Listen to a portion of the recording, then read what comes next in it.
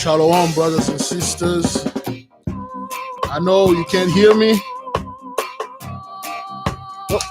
Oh boy.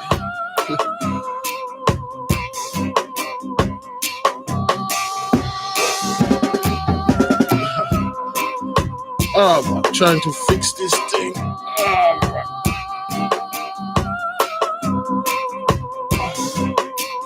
There we go. Woo. Everything's good. Everything is nice, brothers and sisters. My daughter slide whistles all over. Shalom, brothers. Shalom, sisters. How you folks doing? Please click the like button. You will be able to see me in a moment.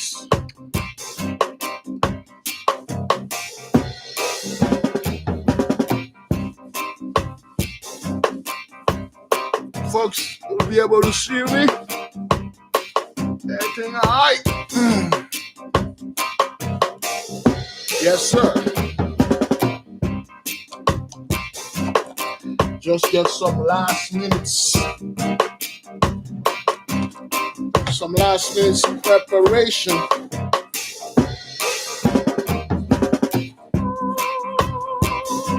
Last minute preparation.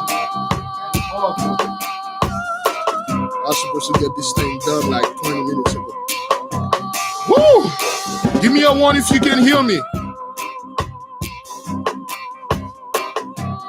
Give me a one if you can hear me, brothers and sisters.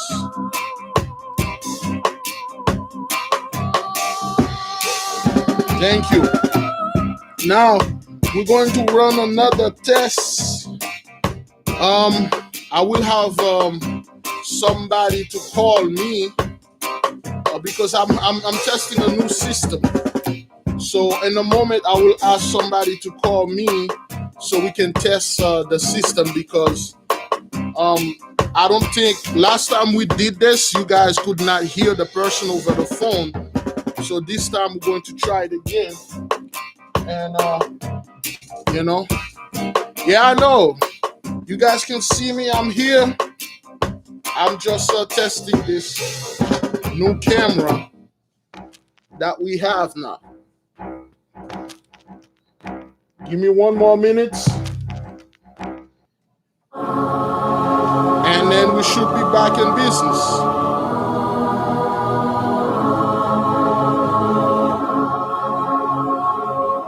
One more minute, and then it should be good.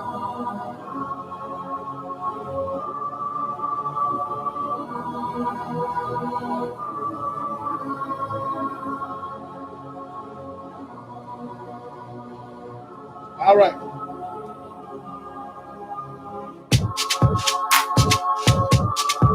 Okay. All right. Now I want somebody to call me. Somebody please call me so we can see if this thing is if it's working. I have a new camera. It should be. Oh boy.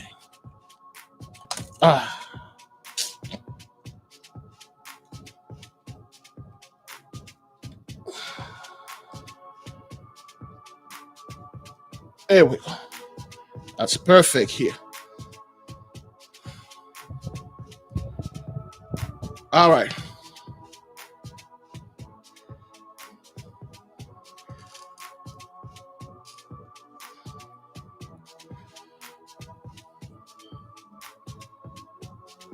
All right. Someone please.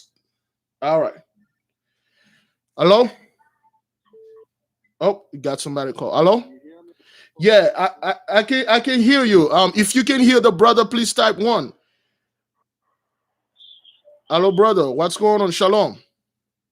Shalom, man. Yeah, because I'm trying something new. Last time we tried. Can you hear the brother? Can you hear both of us? Type 1 if you can hear both of us. Microphone check. Check 1, check 2. Okay. Somebody say no, but This is to see you clearly, or somebody said no. Everybody said yes. Okay, can you hear both of us, me and the caller? Can you hear the caller also? Okay, most people said yes. They can hear me? I think they can hear you and I, both of us. Yeah. All right. That's good, brother. We're good. We're good. All right. Thank you so much, man.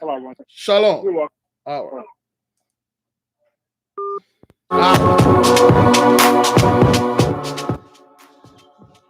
That is good, man. This new camera that I was trying, that's good. Thank you, Scarlett, for hearing both of us. And I'm not quite sure, man. This thing. This is weird. This new camera is weird. I can see all the details. Yeah, the color is very vibrant. It's so weird. And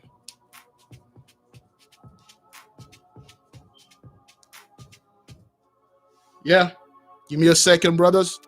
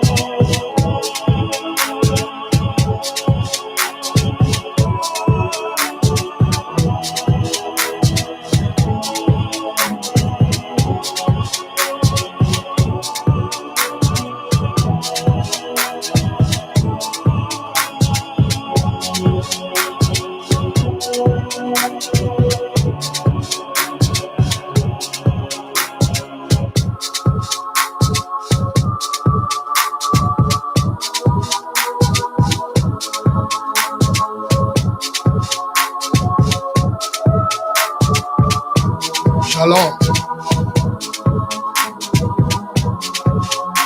All right, we're about to begin.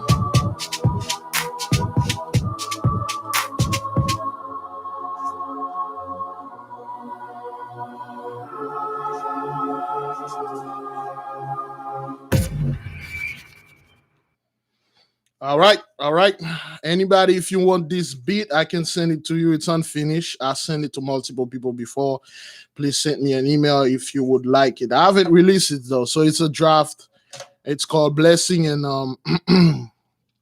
Blessing and oh boy, Blessing and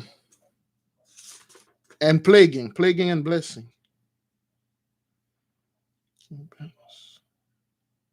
Okay, all right. Web fasting for the days. Okay, all right. I think that's where we start last time. All right, brothers and sisters, thank you for being here. The reason why I don't want to release music because this is not what the Most High have me doing. He made me do something very specific. All right, and let me see if we got anything.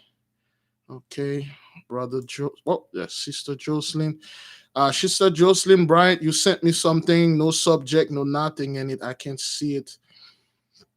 All right. Mm-hmm. Mm-hmm. Mm-hmm. All right. Okay. All right, brothers and sisters. Can somebody remind us last time where we stopped? Last time in the book, where did we stop?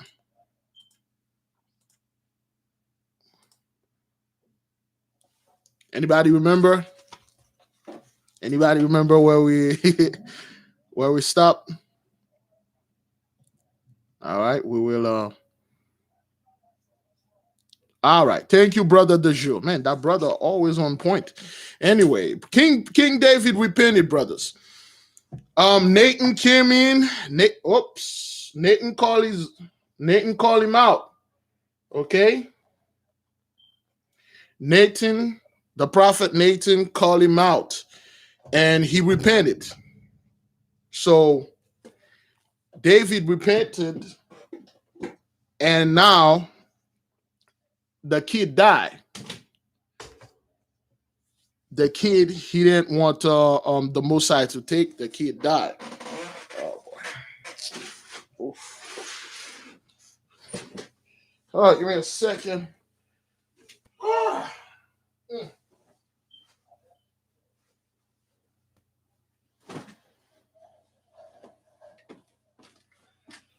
Oh boy.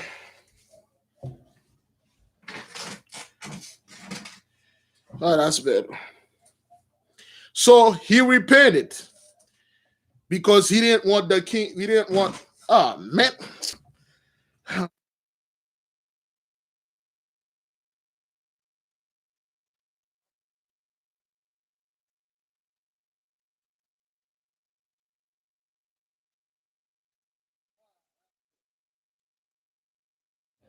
That's way better. Horrible furniture. Ah, boy, that's feel good. Yes, David repented, brothers. Let us go in. Now, this is this is the fifth tablet, okay? The child died, the Messiah took him. This is the fifth tablet. Now, 7 years. That's after 7 years, brothers. Yeah, I've been losing a few pounds lately. The Messiah had me doing a little exercise, so losing a few weight, but I'm here. So here we go. 7 years later, brothers. Shalom, brother Obi. 7 years. 7 years have passed, my dear father, since I commenced this tablet. Some of the records I sent you before I left Jerusalem to visit the foreign land, from which I have a few weeks since returned. 1 year absence is acquired military knowledge in Egypt. 1 year in the Cape of Cyprus. So he is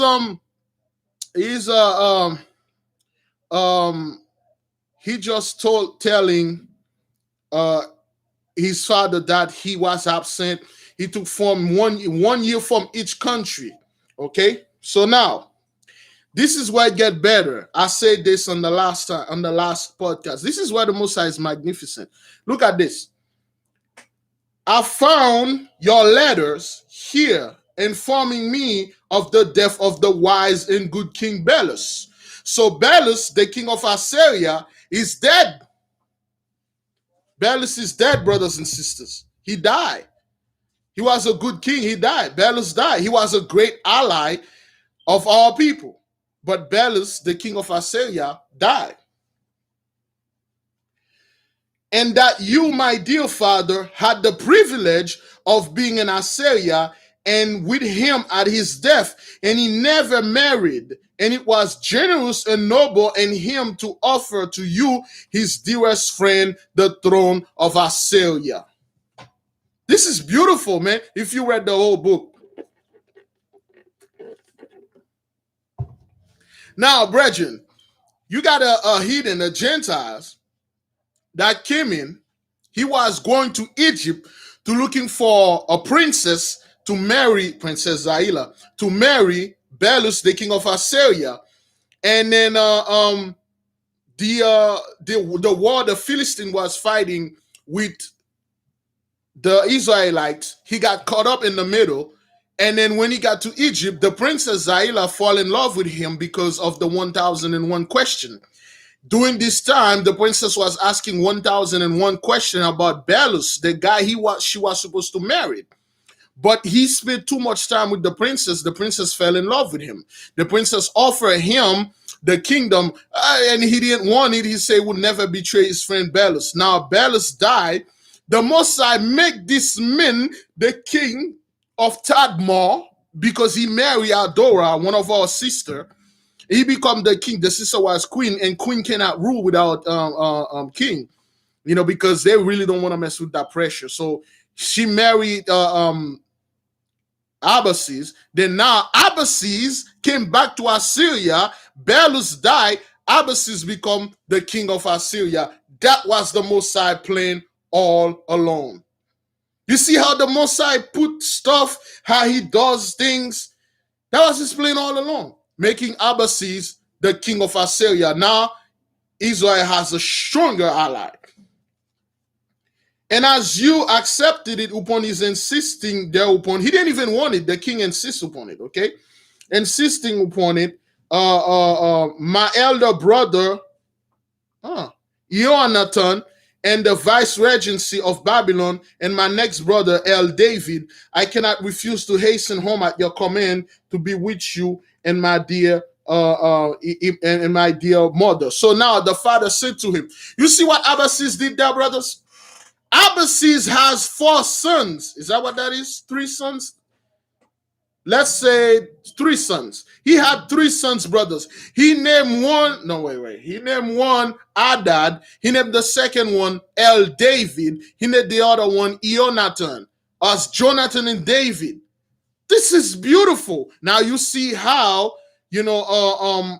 the Gentiles have our name. They have name of our people because he was David's best when he was there with Jonathan and all that. Now he shared the name of Jonathan with his son and the name of David with Jonathan.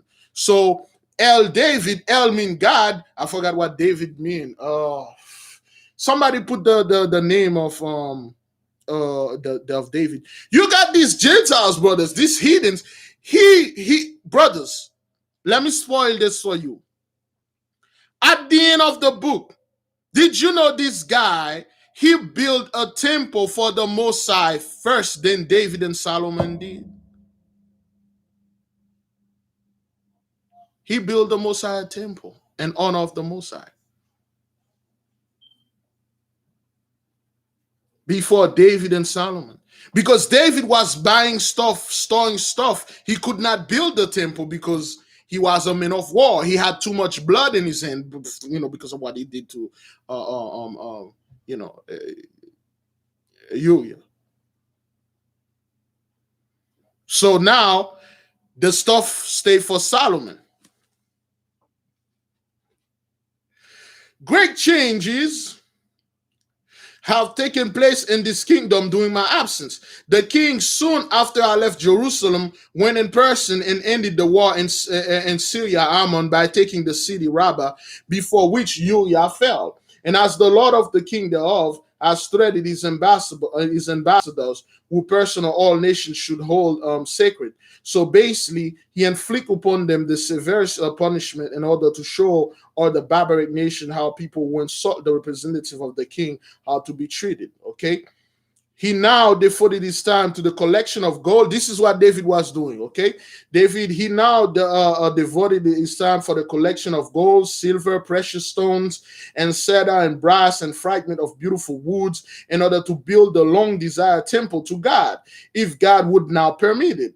And if not, to have the material in readiness for his son Solomon, who was born to him by Bathsheba, his wife, after the death of her firstborn. So Solomon was born after the first kid died, because the Most High say that kid will not survive. Well, Nathan came in there and did that. So now, brothers, this story, 90% of you know it,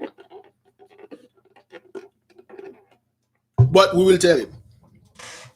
You see, kids, they follow the example of the family, their fathers, their mothers, their parents. Children, they like to monkey see, monkey do. Now David have Absalom, Adonijah, Tamar, Solomon, and got another son. Now, all those children, except from Solomon, he was a kid. He was like around 5, 6 years old. Let me see how old Solomon was. Okay, the prince is a bright, beautiful lad whom I daily meet in the corridor of the palace, possessing a gravity of dignity beyond his years. He is a hope and glory, while Prince Absalom much older and taller and stuff like that. So now, brothers, Ammon was following David. He was imitating David. So Ammon come up with a stratagem. Please define this word for the folks. Stratagem.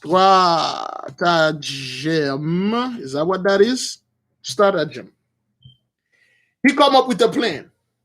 Tamar, his sister, was so beautiful. Tamar, his sister, was so gorgeous. He lusted after her. But the law and the Mosaic law, the law of our people, prevented that, brothers. There is laws in the book of Leviticus that says a brother cannot yield to his sister, a sister cannot yield to the mother, a father cannot yield to the daughter, daughter cannot yield to the father, a son cannot yield to the mother. You can't do this. A man could not yield, not supposed to yield to an animal, to a beast. Well, the beast cannot yield to you. It's a freaking beast. It doesn't know anything. If one another yield to each other, both of them will be put to death. Stratagem, plan or scheme, especially one to outsmart or outwit an opponent. So, Ammon come up with this plan. Well, he technically didn't come up with the plan. He wanted to commit the act, but he cannot commit it because of the law. That both of them will be, well, not both of them, he will be put to death. Then he found out that his father loved him so much, and he was speaking with some dude. They didn't name the dude here, but the dude name is in the Bible. For those of you who know the story well, please put the name. That dude told him, listen, this is what you need to do. Act like you're sick, okay? Act like you're sick. You can't walk. I think it was Mephibosheth. Please give me that story. The guy that tell him to act like he's sick. So he was acting like he's sick. So he had a fever. So he sent for his sister. He sent for the king. He told the king that, oh man, I'm sick, but I don't feel so good. I would like my sister to come and bake me some cake. So, my sister's really good at baking cake, but this time they really made it. Organic cake, real cake. She was she was a good baker, but not that baker. But she was really good with pastry. And she came in and sit next to Ammon. No, Ammon is the brother. There's another dude that came in and gave the Ammon. Yeah, it was the cousin that gave him the idea. And then Ammon act like he's sick. And then the sister came in. He said, "How you doing, bro?" and stuff like that. He said, "Well, I'm sick and stuff. But if I eat one of those famous cake that you used to bake, I think I will feel better." So she went, and then make the preparation and bake him a nice cake. So, and then while she was in the room, and he told her, yeah, Aitophel. Aitophel was, yes. If it was Aitophel, brothers, Aitophel is one of David's best friend. Remember, Aitophel was, if it was, I believe it was Aitophel, because Aitophel, brothers, you got Aitophel scheming, Mephibosheth scheming, Absalom scheming, Joab scheming. Everybody was scheming to take over the power. That's what the Most High put the whole thing into a desolate state. Everybody scheming, come up with a plan. Aitophel know if he tell to overthrow David. Everybody wanted to overthrow David, man. So Aitophel told Ammon that plan, because Aitophel was very smart. He was probably the smartest man. Well, not probably. He was the smartest man in the land. So he come up with this plan. He outsmarted Ammon. He want Ammon to die. So Ammon came in. He act like he's sick. The sister came and baked the cake. So he's inappropriately start to behave inappropriately among among the sister, and the sister say, no, brother, we can't do this. There's no such things like that in Israel. The law says stuff. So he overpowered her. Okay, he overpowered her. A lot of things went down, brothers. Overpowered, like she fought for her life. What's that? Jonadab. Okay, 2 Samuel, Jonadab. Oh, crap. Jonadab. Yes. Yeah, it was Jonadab. Yeah, I believe that's the same guy. They name him here. So that Jonadab fellow, everybody's scheming, brother. There are so many there are so many schemers, brothers. You don't know what is that. Everybody got a plan. This guy had his own plan. That other dude, how they got Hushai got this guy got too many. So he overpowered her, and then he done the deed with her. He actually took her honor. Okay, all right. He ravished her. So Absalom heard about that. Absalom was angry. Absalom had him killed. David did not want this. David actually sent after Absalom to kill Absalom because Absalom had Ammon killed. David didn't want to. David liked what was going on, that he got corrupted, brothers. David got corrupted. He did not want Ammon to pay. So they were chasing Absalom, and then Absalom went into exile.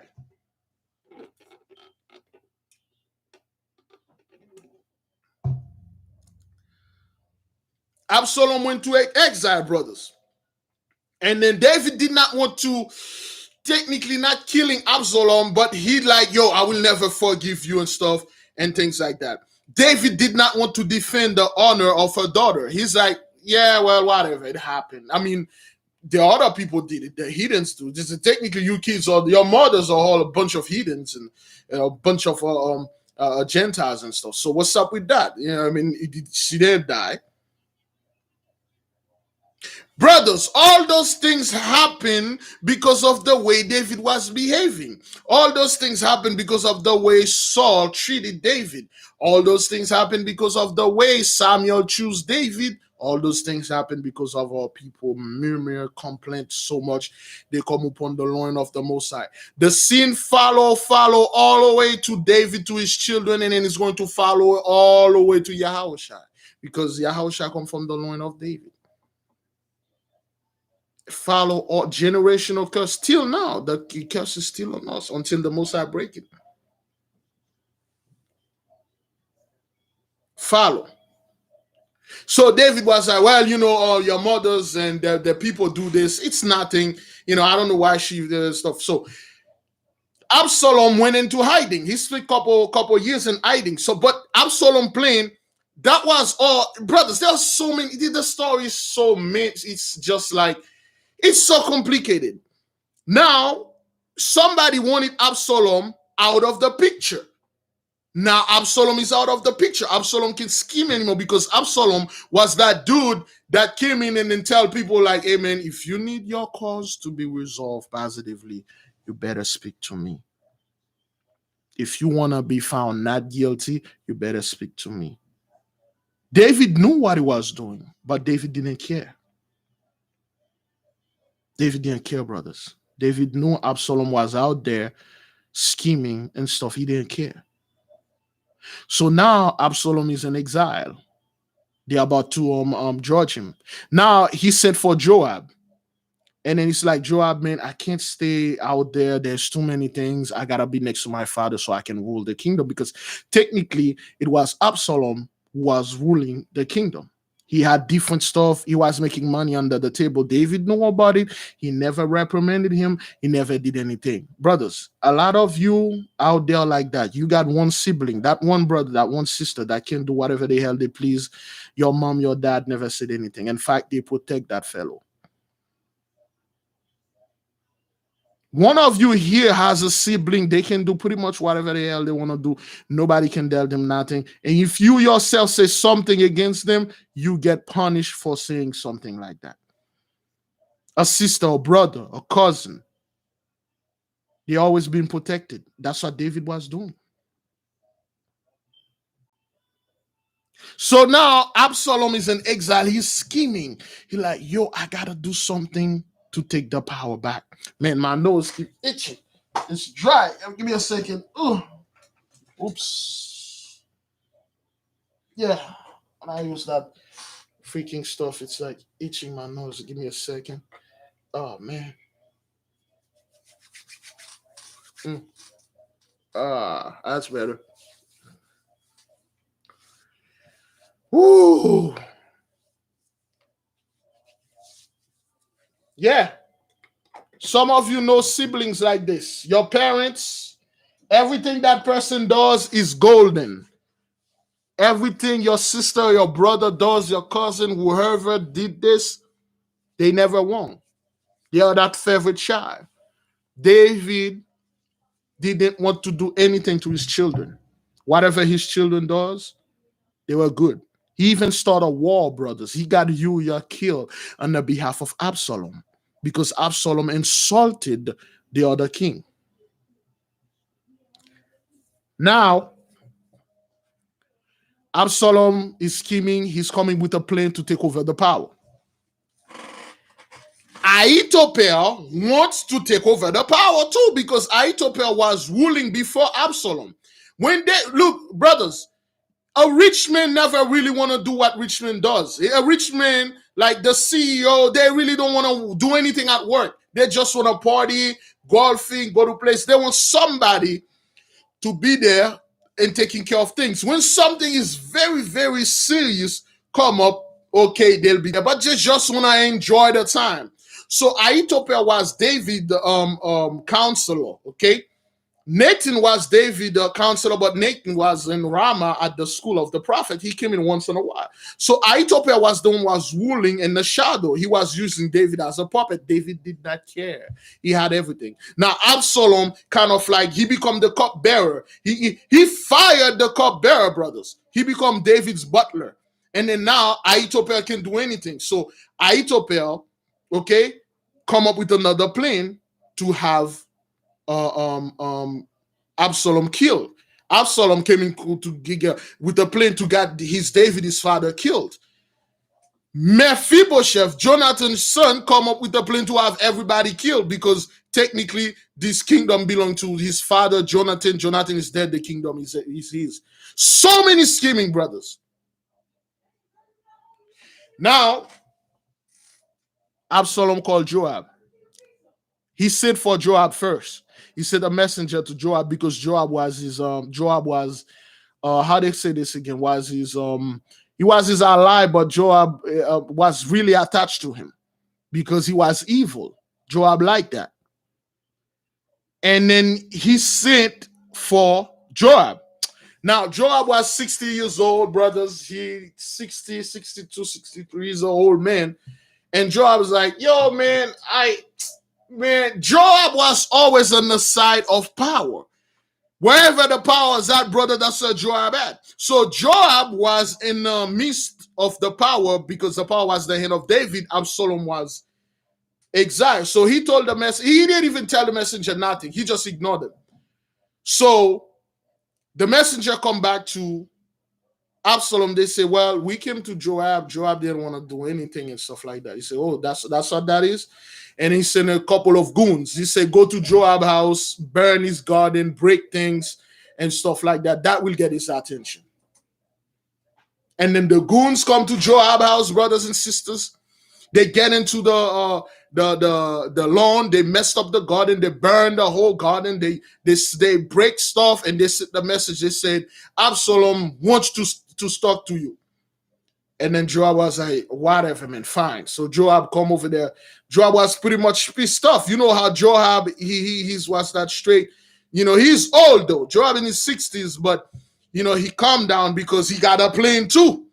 Joab got a plane too to become, I don't know, another ruler. So Joab's about to use Absalom. So, and Absalom, Joab came to Absalom and said, what is it you want, dude? He said, listen, man, Absalom, you're not my dog anymore. Come on, now look at where I'm leaving now. I'm leaving all the way here with a bunch of freaking peasants. You know, I got these girls over here. I'm done with them. So go over there. You are the only guy. Joab, don't you know You are second in command, man. If something happened to my dad, not even me can come up to power. You got more experience than me, Joab, man. You better than me, man. You know how much power you have, Joab. If you go over there, you talk to David. I can guarantee you, David will will forgive my sin of killing my own brother, bastards, Ammon, for raping my own sister, and then he will take me back, man. Come on, man. Put a good word for your dog, man. You're not gonna leave me here in freaking exile with a bunch of peasants and stuff. And Joab like, it's true. Let me go talk to David. So Joab went back to Jerusalem, and then he went and talked to David. And he said, David, listen, man, kids make mistake, They are. Remember when we were kids, David? He started talking to David, and he talked well on the behalf of Absalom. He said, well, Absalom is your son. You really don't want to leave him in exile, man. Just, but he's your son. Come on, man. Forgive him, maybe teach him. Leave him under my care, David. I'll make him a great soldier. And David really didn't want to hurt Absalom. He was looking for, brother, David was also scheming. He was looking for an excuse to bring Absalom. That was his excuse. And David like, okay, all right, then go ahead, tell Absalom he may come. I will pardon his sin. And Absalom came back in the town riding his horse. He got Absalom had long dreadlocks, beautiful black dreadlocks. He was young. He was in his 20s. He was young, very long dreadlocks, shining dreadlocks, walking to the city, throwing kisses, baby. Everybody, Absalom, you back? He said, yeah, I'm back.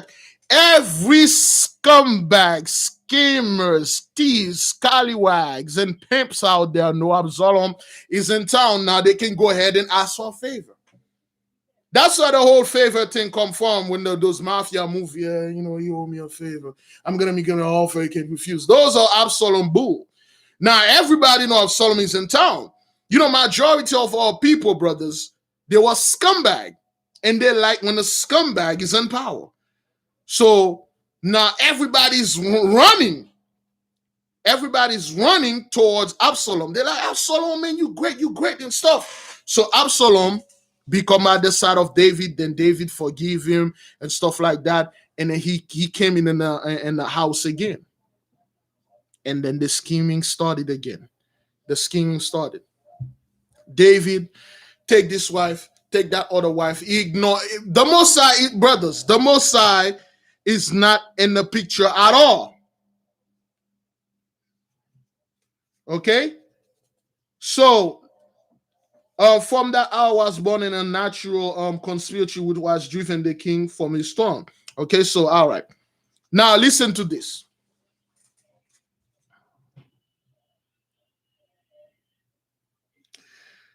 Now, Absalom came back.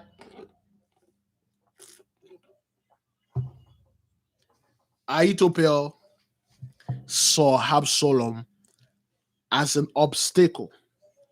Now that guy that he was out of the picture came back to the picture. So Aitophel was David's counselor. Aitophel wanted to rule. Aitophel come up with a plan. He said, Absalom, man, listen, man, you young. I'm an old man. David is an old man. This is what you need to do. Come here. Listen. I see greatness in you, man. I see good thing in you, Absalom, man. You are in the same. You rise up on top, man.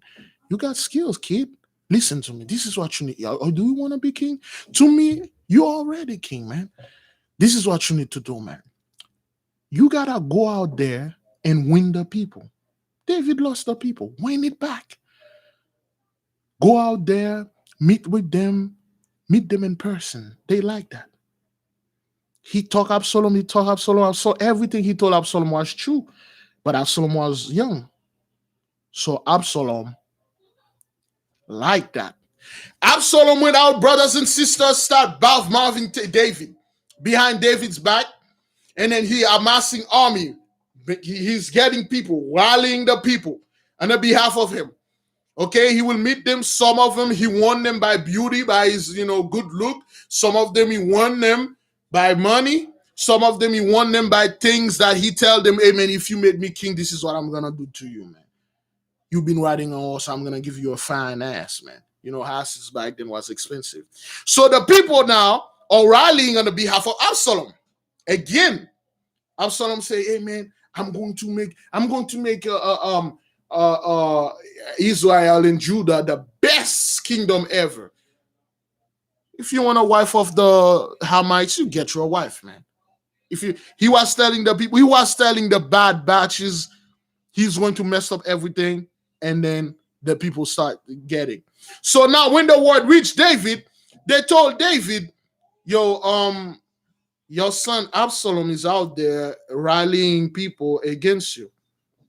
David was like, I don't care. David was scared, man. He didn't care. While the unthinkable populace were carried away by the show of warrior equipage such as King David had never indulged in, of which resembled the magnificent courts of Egypt and Phoenicia, one day he, king, being healed. So King David fall sick. Okay? Absalom sat upon his judgment seat. Now David is sick, brothers. There are some certain things he cannot judge. Now Absalom, brothers, came in and sit on the throne. He sit on the judgment now. David is there, but David is sick. And then Absalom start judging, brothers.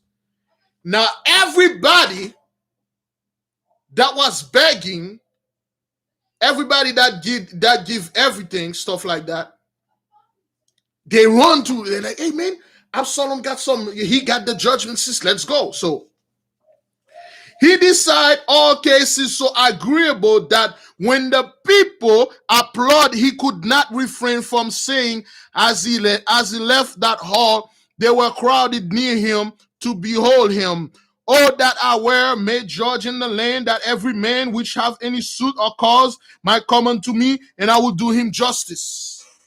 That's Absalom saying this. Say, now that I'm judge of all the land, every man that you want justice, come to me. Come to Absalom, my Negro, and I will do you justice. Make sure you do not come empty-handed. Make sure you have to come with your purse loaded. Ladies, there are certain methods of payment. That's the only payment. I mean, you all guys are the only people that give two methods of payment. I will take that too. Absalom, baby. Look, I'm the judge here. I sit on the throne. Come talk to me. If any approach him to make obeisance, he graciously prevented him, and with his captive smile, but put forth his hand, or embrace or kiss him, as if he greatly love or honor him. Although the person might be the meanest man in Jerusalem, so artfully did the counsel of the policies of the wicked, Aitophel, guide him in his pathway to popularity and power.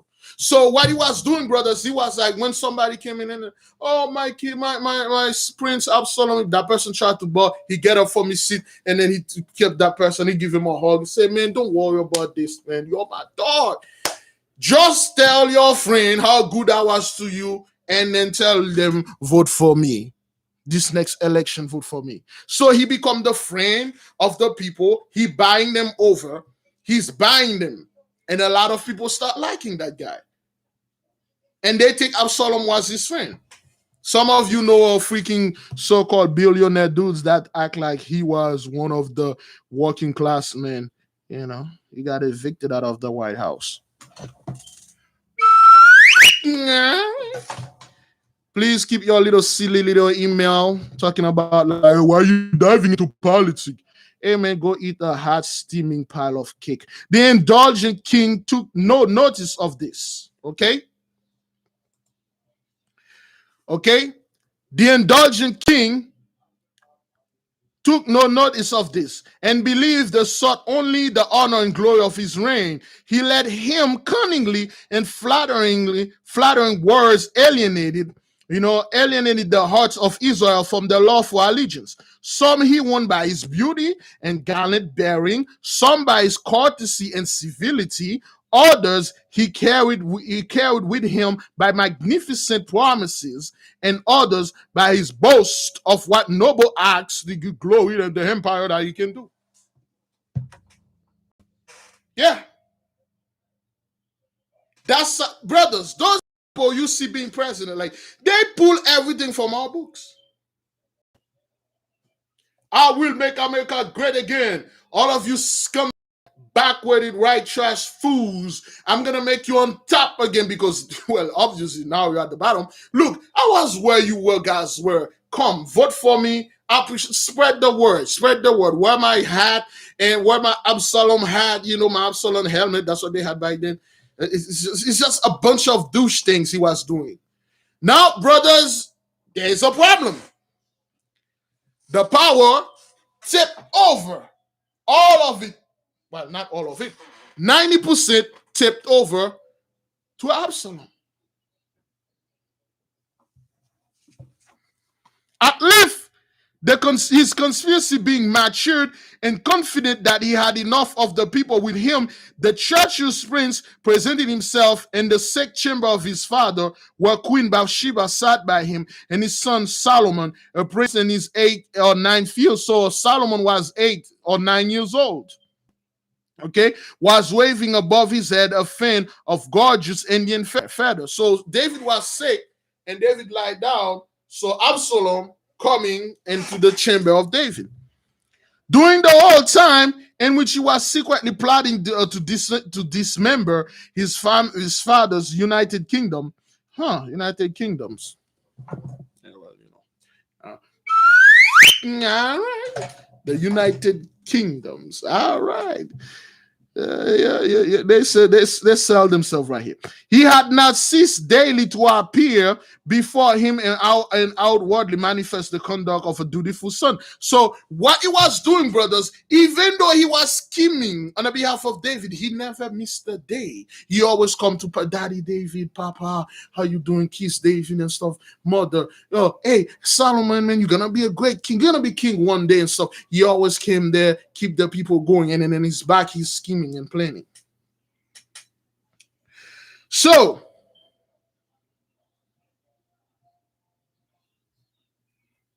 now, during the whole time, this ain't good. During the whole time in which he was secretly plotting I'll wait this. The prince counselor Aitophel, concealing his vengeful feelings. So Aitophel had a problem with Absalom. Aitophel was David's first counselor. And Absalom came in the power. He took the cupbearer, David Butler, he put it in the background. He became the cupbearer. And then he started telling David things. David don't listen to Aitophel anymore. He keep listening to Absalom. And then one day, there's something that happened. Aitophel tell David, listen, you better do that and stuff like that.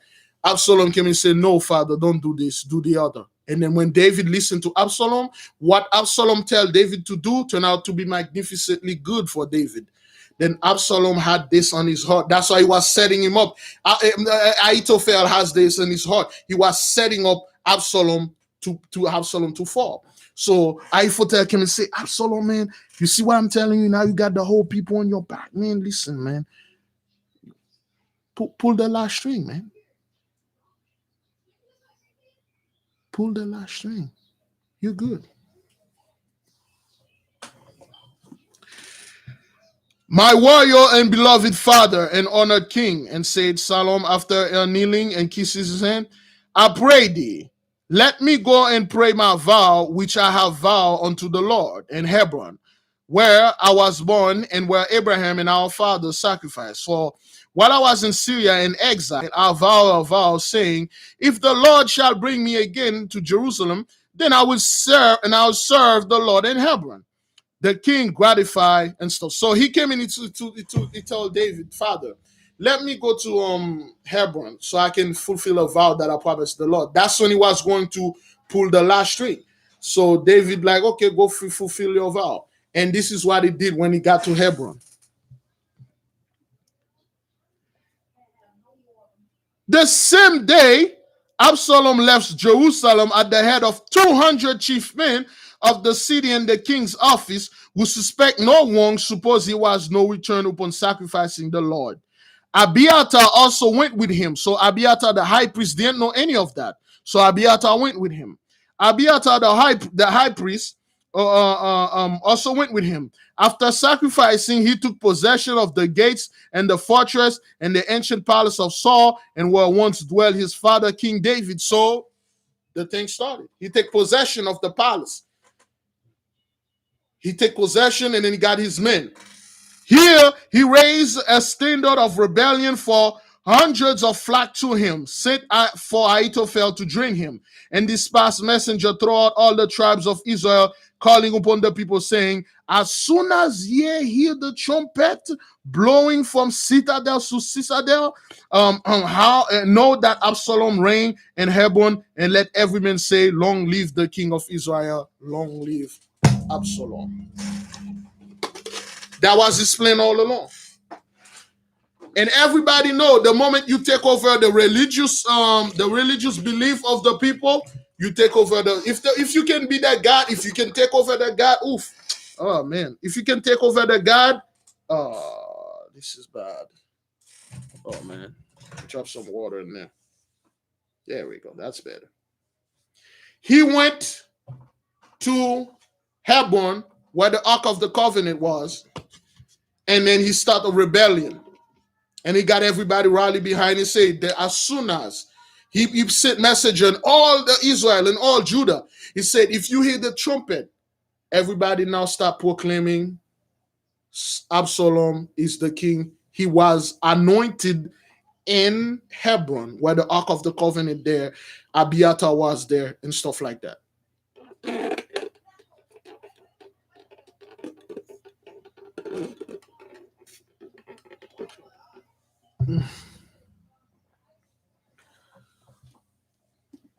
When the news came to the ears of King David and Jerusalem that Absalom had taken up the fallen crowns of Ishbosheth and had been crowned even by Abiathar. So what he does, brothers, he forces.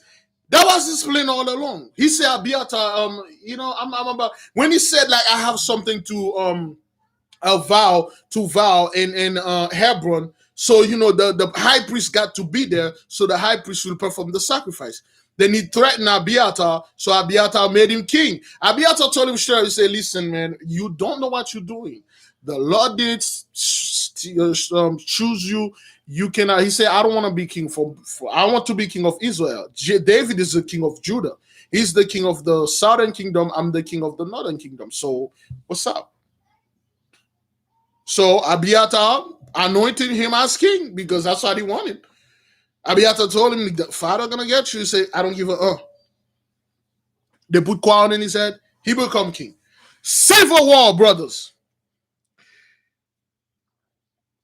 With Hebron in his capital, that Aitophel was his prime counselor, and that the people increased continually with Absalom, and that many of the elders and chief men and warriors, and had declared to him, he rent his clothes and hundred himself before the Lord and the king in the tabernacle, saying, thou hast laid me in the lowest pit and darkness. So David heard that. He tear up his clothes and stuff, and they told David, there's an army marching to come here and take your head off and kill you, little Solomon, Bathsheba, and everybody that was with you.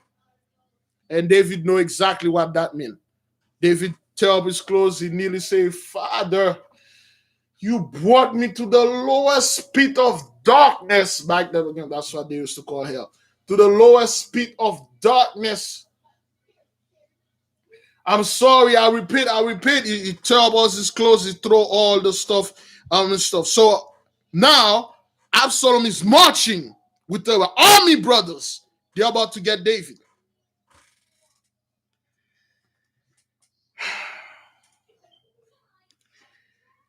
David knew what he did. He wanted to die, brothers. David said, I don't care. I'll stay here. I'll stay here and I'll die. And Joab was there. Joab stood up with the sword in his hand. Joab like, no, you will not die. My king, are you out of your freaking mind? Don't you know when when Absalom gets here, not only is gonna kill you, he's going to kill your wife, he's going to kill your children, he's going to kill everybody that behind you. Some of the people, we still love you, king. Let us flee. Let us get out of here. Let us run. We're going to go somewhere. We're going to go in exile. When you cut your strength, we're going to come back and take the kingdom. And David cried. David cried. So David left the palace. Him, Bathsheba, Solomon, Joab, and a couple of group of people, and they are hunting them down. Then that night, King David left his palace and with all his household departed on foot. They didn't have no horses. From the city which he could not defend, the queen and Prince Solomon walked by his side. His other wives remained behind and preferred rather to trust to the favor of Absalom than to endure the perils of the desert. Abigail, the widow of Nabal, no longer lived. Brothers and sisters, this is sad, but this is prophecy. David left with Bathsheba and little Solomon and Joab and a couple other people. All David foreign wives, guess what? They told David, F you, Negro, we ain't gonna go nowhere with you. We're gonna stay here with Absalom. And when he come back here, we're gonna give him whatever the hell he wanted. And they did. They left David. They said, David, go. He's not after us, he's after you. Abigail died. Abigail, depression. They don't even say how Abigail died. They just say Abigail no longer live. Because she was being tormented by the other whores. Abigail she died. I don't know. They didn't say anything how she died. She just died.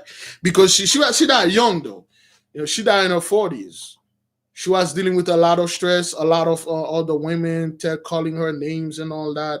Always trying to poison her. She always have to look over her shoulder. She died. Then David flee. The city of Jerusalem that night become a sense of war and terror. Now everybody they heard the news. They're like, whoa, what's going on? The whole city is and everybody outside. People are running. Say, hey, Negro, which side are you on? Which side? Say, I'm with which side is winning? Well, Absalom is winning, but well, then I'm on side of Absalom. So everybody was like running and talking about, say, what's going on? What happened? Oh, which side are you on, Negro? You're Crip or Blood? So I mean, I'm Crip. Which one is winning? Blood is winning. I'm Blood. Which one is winning? Crip is winning. I'm Crip. Everybody they're all running each other. They're all running. They don't want to be around each other and stuff. They don't know what's going on. All they know, Absalom is taking over and looking for David to kill him. 1,000 flock after the fugitive monarch all night, while the most part remained and shut themselves up in the houses awaiting events. So a lot of people went with David, and a lot of people, they stay in their houses and they are waiting results. The garrison, almost to a man, shouted to Prince Absalom, the warrior bodyguard of the Cheretite brothers. Listen to this. Listen to this, brothers. Tell me this is if this isn't true. Listen, the warrior bodyguard of the Cheretites, archers, and the crossbowmen of Peleth, and 600 towers guards of the Philistine of Gath, will serve him for pay, and whom Ittai, a son of King Achish, commended, for Philistia now belong to David, were all the soldiers which accompanied him. You got all those Gentiles, brothers, that David used to fight, the Philistines, the Hamites. They all rally behind David. Now you got Ittai, brothers. Ittai was the son of Achish. Achish was the king of Gath. Gath is the place that Goliath came from. Goliath was the hero in Gath. Everybody used to look up to Goliath until David killed Goliath. Now, David served the Philistine and the armies. Now, Ittai was the son of Achish. Now, Ittai was 12 years old. He looked up to David. David was like his Spider-Man. David was like his Peter Parker. David was like a superhero back then. I mean, he killed Goliath, man. So Achish was like another Jonathan. Achish was like a Gentiles Jonathan. So Ittai, Achish's son, was like another Jonathan. So he loved David because as a kid he admired David. Now David is in his 60s and Achish is in his 40s.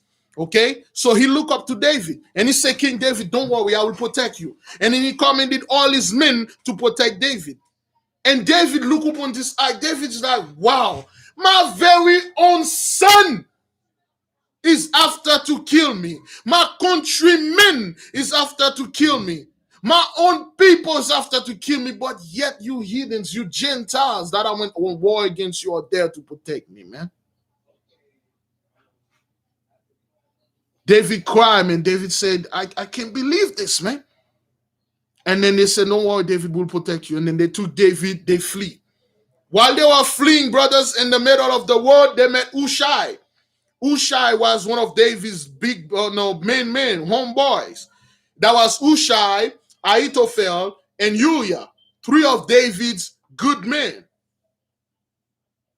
So Hushai came from Hebron. He has no idea what's going on. He was in the middle of the world coming, and then he saw David running with his clothes torn up, barefooted. Everybody's running and crying. So he stopped the horse. He got up and said, my king, what's going on here? What happened? And David, with the whole people are crying. Okay, he said, Absalom take over power. He's here to kill me. He's gonna kill all of us if he caught us. And Hushai said, "What the? I don't know. I just came from Hebron. What's happening here?" And then Hushai said, "No matter what, David, I'm sticking by your side." Then David said, "No, don't do this. Go to Jerusalem. Act like you don't know anything. Be a spy for me. If anything happened, anything like Absalom's tried to do on behalf to kill me, send a messenger to me." Both of them, they cried, they hugged to each other. So now Hushai left and then go to Aitophel. Okay, he go to Absalom.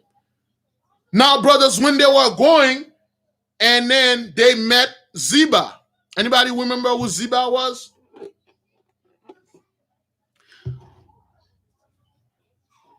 Somebody let me know Ziba, the word Ziba. And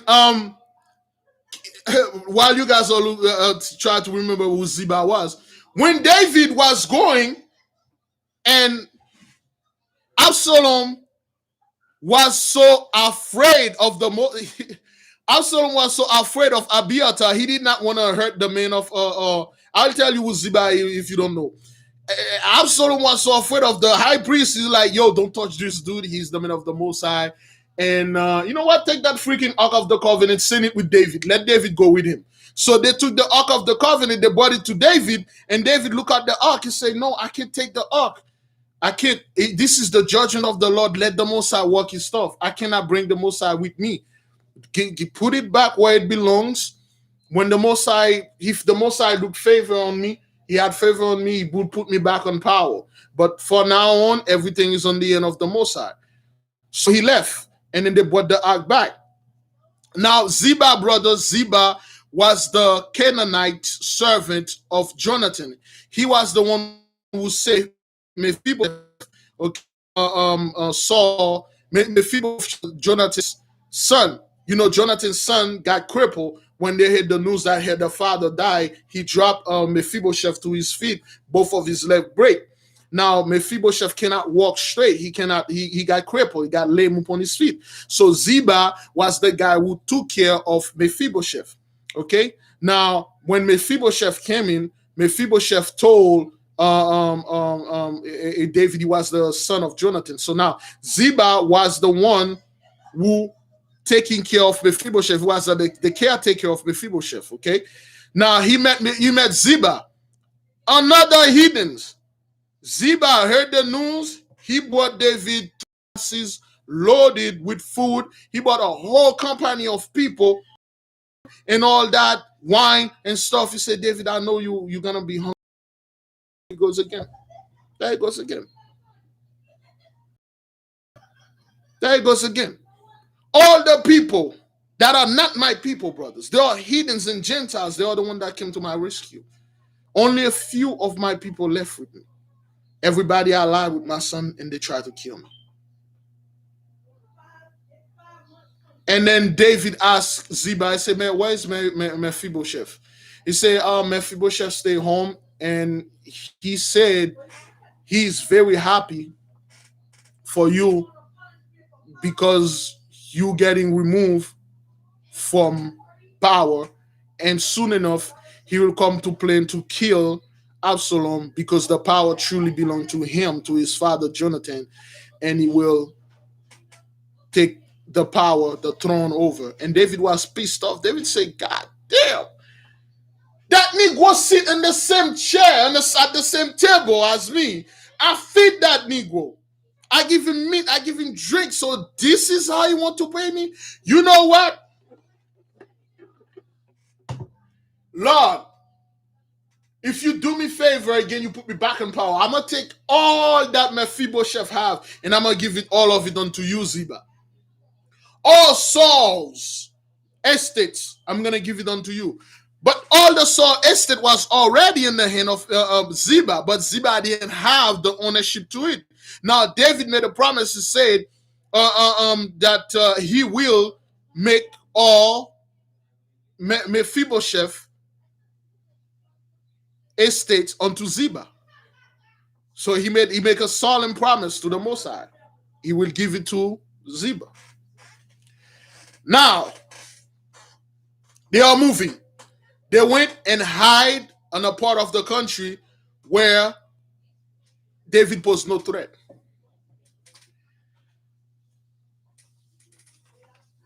When they were over there, they were going over there. There is a dude. His name was Shimei. Is that what it is? Shimei. Anybody familiar with that guy? Shimei. Shamei. Shami. Shamei. Yeah, Shamei. There's a guy named Shimei. Shimei or Shimei.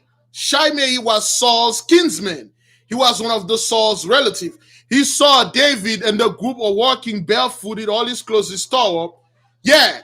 Shimei coming in and start cursing David. It's like, David, you mother. You destroy Saul, my kinsman. F you. And then he start throwing rocks at David. He start like throwing rocks at David and Joab and his brother was there. Yeah. The story is in the Bible, brother. Remember that story? Anybody read the book of Samuel, man? I feel like I'm alone here. Let's see. Who here? Ah, I think you Shirley Green. Thank you, Shirley Green. He was that guy who came after David and throwing rocks at David and then went to fight David. And he cursed David. He called David all sort of name, brothers. Yeah. He called David all sort of name. He was a Benjamite brother. He cursed David. He called David name. Say, yeah, that's what happened, mother lover. Yeah, go ahead now. You eating cake now. Not that. Yeah, so now, you know, your own freaking son took your power. This is the judgment of the Most High to you. And then he hit David with rocks. He hit David people. He was throwing rocks at David. So now, Joab was there. Joab's brother was there. They both draw their sword. And they're like, David, give us order. We're going to take these fools out of. David said, no, Joab and your brother, son of Zeruiah, staying down. This is all the work of the Most High. If this man come, he wishes to call me name and throw rocks at me. This is nothing but the Lord judging me. He said, go ahead, fellow. Call me name. You're right. I am a scumbag. But the Lord know my heart. I never in my life raised hand on Saul. I never killed Saul relative, not even one. I did what I had to do. I never ever take the life of the one of Saul's kinsmen.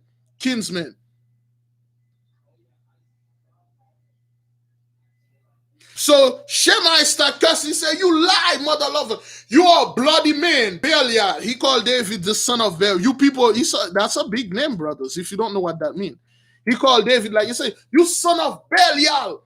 You got a lot of blood in your hand. Yeah, now you're in exile and stuff like that. David said, go ahead, say whatever you want to say. You can say it. I have no problem with you. But if you say that I killed one of Saul's son, you bear 4 witness, and the law gonna come back unto you. Because the Most High saw my heart, I never killed one of Saul's people. Oh, the guy oh man, he put for David, man. Oh yes. He called David all kind of names. It was all the Most High. That's the Most High humiliating David, because David know what he did. David said, men, stand down, keep moving, leave that fool alone. And David was moving, brother. He was throwing wax at him, throwing wax. Let me see. All right. Now, oh boy.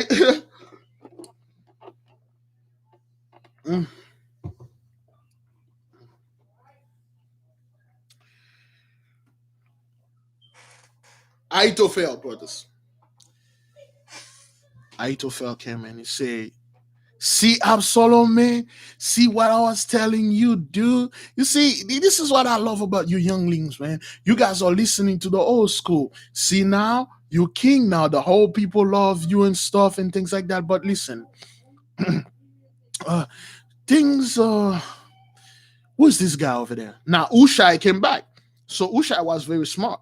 Ushai and Aitophel, they are both friends. They are both very smart. They know each other. So now Absalom has Aitophel and Ushai as 2 counselors. And then Aitophel find himself in the same battle that he was fighting. He doesn't want 2 counselors, brothers. He just wants himself so he can reign. Aitophel start reigning through Absalom. Absalom thought he was the one making the stuff, but Aitophel was the one telling me, I wouldn't do that, my king. I would be smarter than that, my king. If I were you, you know what I would have done? I would have done this instead. And then Absalom said, that's true. Let me do this. And then now Ushai came in the picture. Damn it. Aitophel was like, damn it, I'm back to square one. And then he came into Absalom. Say, Absalom, man, listen, man. Listen, you're a king now, man. I mean, you king. But are you truly king, man? Absalom said, what do you mean? So, well, listen, you are king of Israel. Say, yeah. Say, then what about Judah? I mean, Judah is only 2 tribes, man. I'm king of Israel. Say, well, Judah is only 2 tribes, but they are 2 very powerful tribes, man. I don't know about that, man. Plus David is still alive, so you need to do something about that. So Absalom said, okay, well, what can you do? Well, what can I do? Aitophel say, well, if I was you, I would mount an army of 12,000 men. Then I will go and meet David, and I will kill him. You know what? You really don't have to go. Let me go. Take the 12 men and go kill him. And Ushai was there. Ushai heard that. He sent a messenger quickly to David. He said, David, listen, they're about to mount an army and go against you. Get ready. So the messenger went there and tell him. Now, Ushai listened. Ushai said, Absalom listened. Absalom said, Aitophel, you know what you say? It's good, but let me run it by my other advisor. And Aitophel was like, damn it. So Absalom went to Ushai and said, Ushai, listen, man. Aitophel said, take 12,000 men and go after David and push him and kill him so I can be king both in Judah and Israel. And Ushai was David's friend, and he was covered for David. So he was buying David time. He said, my king, may the king live forever. Listen, you're young. You don't know King David. King David is old. He is old, but he's a formidable warrior. Oh, Joab is old, but those guys are experienced. They are hyped.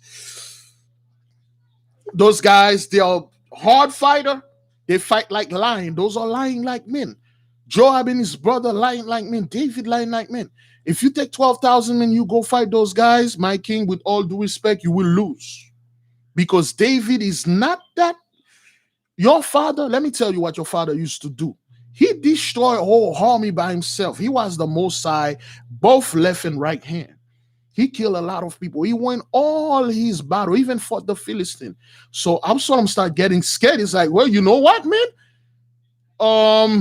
You speak well unto me, man. I ain't gonna send 12,000 men, man. That's not gonna be good. 12,000 men ain't gonna be good. You say I ain't gonna do this. He came back to Aitophel. Said, Aitophel, man, you gave me bad advice. Ushai told me the good advice and stuff, so I'm not gonna send the 12,000 men after David. So Aitophel lost power now. He no longer listened to Aitophel. He keep listening to Ushai. And now Aitophel's scheme start to get out. And then people start hearing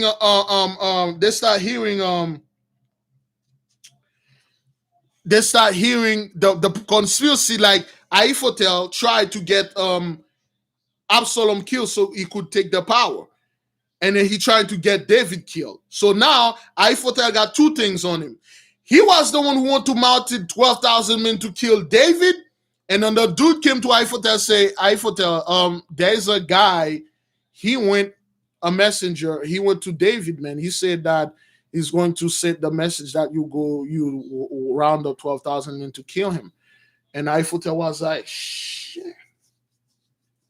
If this messenger heard about David coming back, he will kill me. Now, if Absalom heard about my scheme that all along I wanted to take revenge upon him because when he was David, the cupbearer, he actually saw I get out my power. Either way, I'm dead.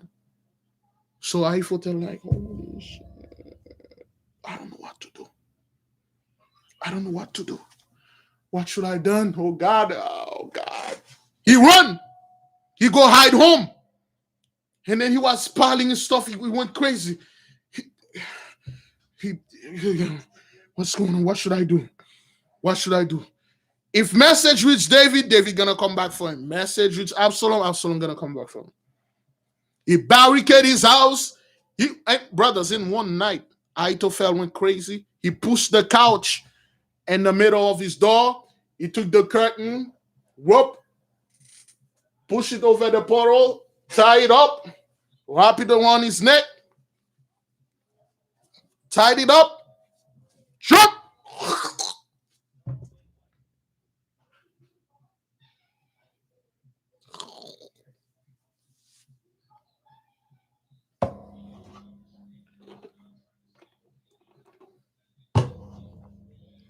Dead.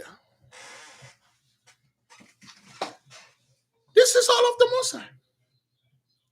Nobody control two sides except the Mosai. Don't try to play the Mosai game. You can't control David. You can't control it. No. Oh, hell no. Aitophel, it was Israel's most smartest man. Oh, the most. He was going crazy. He was trying to. Who's there? What the hell? Are they coming after me? Oh, nobody gonna take Aitophel, man. Before they take me, I'm gonna take myself. Throw the rope in there, wrap it on his neck. Don't play the Mosai game. Wow, you can be. I'm hot when it's good, or I'm cold when it's good. I'm hot, I'm cold. No. Are you for David? Are you for Absalom? Are you for me? Are you for them? He made it clear to any one of you out there trying to outsmart it the Mosai. You here just in case. I'm here listening to this fat guys telling story just in case. The moment things is back to normal, hey, I'm in the church. Hey, shine on me, shine on me, shine on me, shine on me. Oh, Lord, I miss that feeling. Big Levi and everybody else. Shine on me, shine on me, shine. Oh, hallelujah. The Mosai made it clear. Choose the side. Make your stance. Light or darkness? I'm light. Oh, I'm darkness. No, hell no. Oh, hell no. The Mosai.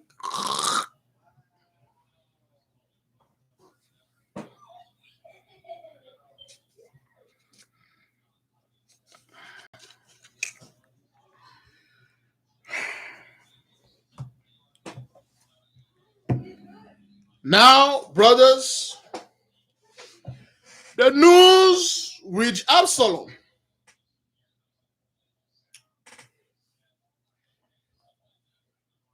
And Absalom was like, oh.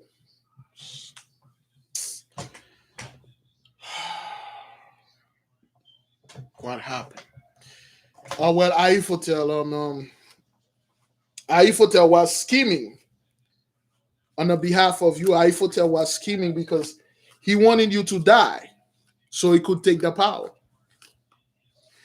So Absalom said, what? Is that what that is? He said, yeah.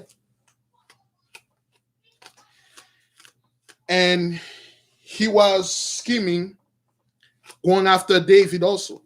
Now the news reached Aitophel, the news reached Absalom, and it reached David. Both men said, well, no matter what, Aitophel is a good man. I would have forgive him and keep going. Both men. So Aitophel killed himself for nothing.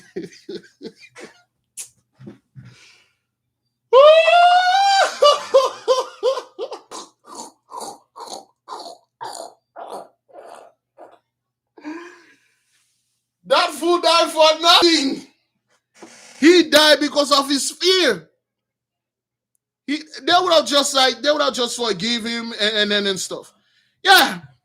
And then that's exactly what David did, brothers. David, at the end of the story, when David came back, he forgave everybody that allied with Absalom. David like, oh man, oh that's too bad because man, this is the most sense of humor, man. This is the most sense of humor. David said, brothers, let me spoil the story. When David came back, he forgave everybody that allied themselves with Absalom. He forgave them. But Aitophel was out of his freaking mind. He killed himself before anybody come and killing him. Brother, when I'm reading this story, brothers, it's just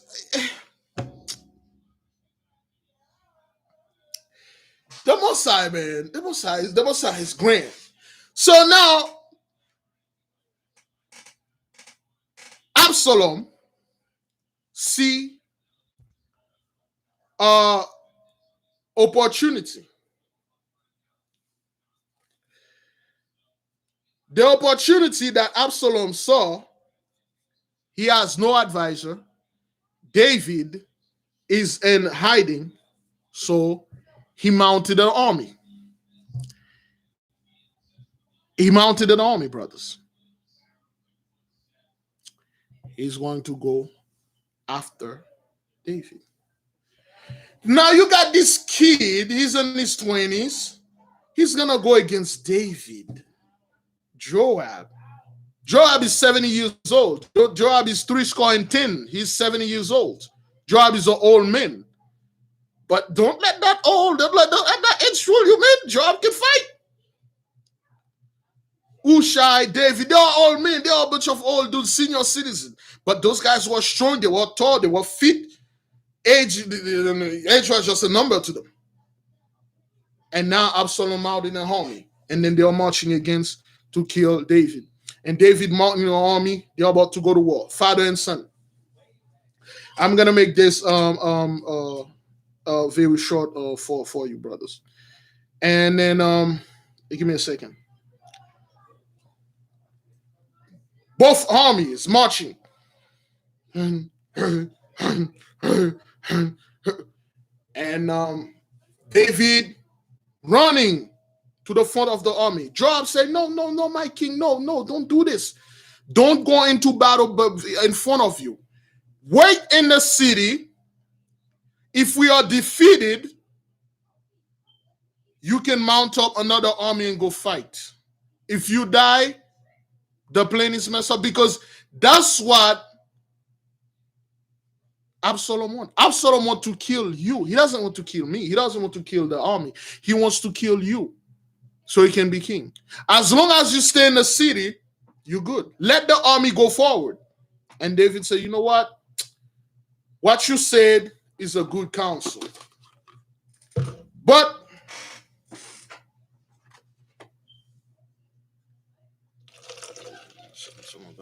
I'm running low on water. David said, what you did, what you say, it's a good counsel. But when you get there, if anything, don't do my son Absalom no harm. Don't harm him for me. He's a kid. He's my boy. He's my son. If you capture Absalom, I will forgive him, and I will forgive everybody that rise upon me. Everybody. Which that including Aitophel, but Aitophel already dead. Because he was like, yo, nobody's gonna take me and stuff like that. So Joab said, no problem, sir. Nothing will happen to your son. And Joab's brother, they said, well, we will deal gently with your son. We're going to capture him, and then we're going to bring him unto you. Oh, 10 o'clock. All right, brothers and sisters, let us sanctify the fast. Day 36 down, 10 o'clock. Let us sanctify the fast, brothers and sisters. Let us sanctify the fast. We got at least 10 more minutes, then we'll be done.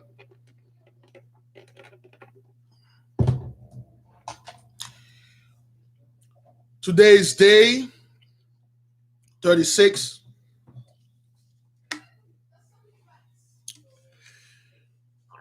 By the power, the Most High vested in all of us, we are calling upon Abedel to come and sanctify and certify this fast.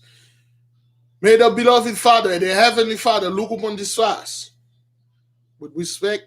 May He have respect unto it, and may He grant us this great deliverance.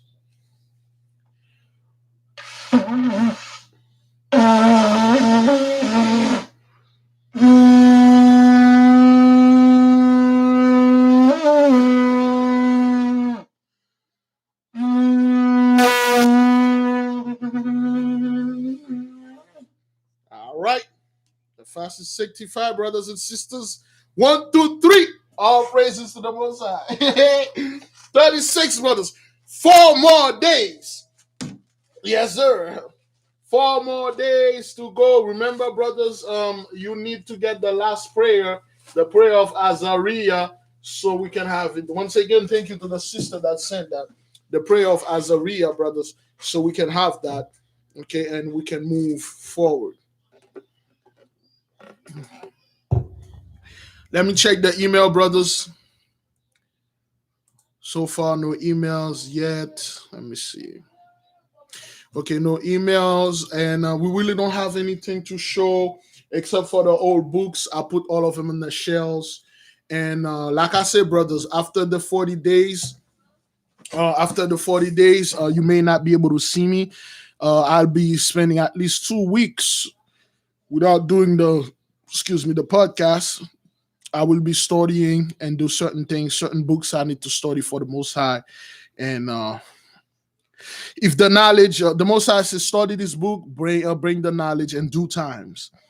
In due times, I will bring the knowledge to the people. But just before one, if you don't see, you see me in the prayers. I don't guarantee you'll see me in every prayer, brothers. I don't guarantee that. Okay. Sometimes it will be unusual. Sometimes you will see me. Sometimes you won't, because it won't be a schedule. All right. Okay, brothers and sisters. Should we keep on trucking? Anybody want to use the bathroom? Go ahead and use it. I'm gonna play a little music. Is that what that is? Okay.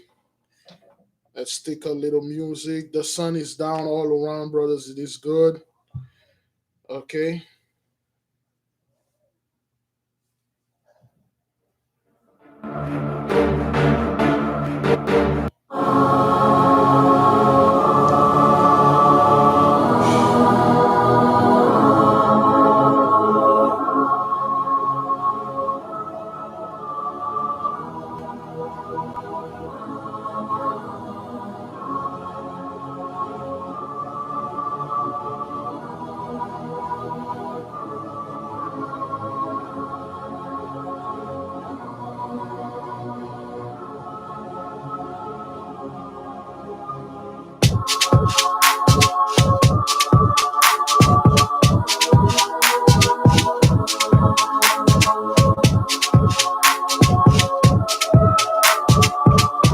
Sister Terry, like, shut it down.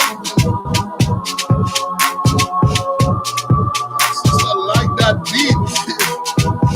Anyway, sis, you can send me an email. I'm gonna see what I can do.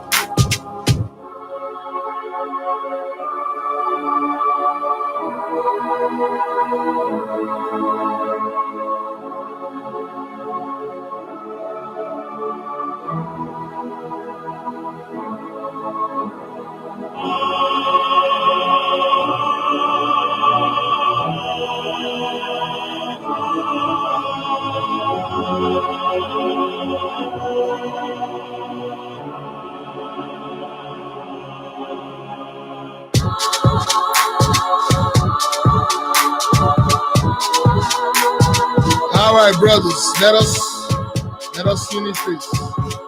I will praise. I will play. Somebody remind me to play "Shut It Down" at the end. I will let that beat play for you folks to enjoy it. At the end.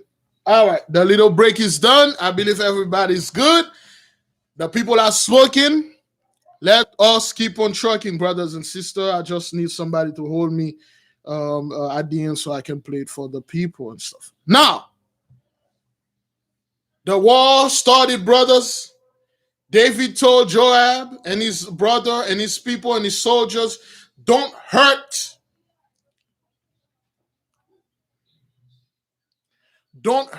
Absalom. Bring Absalom back alive. He will forgive him. He will forgive everybody.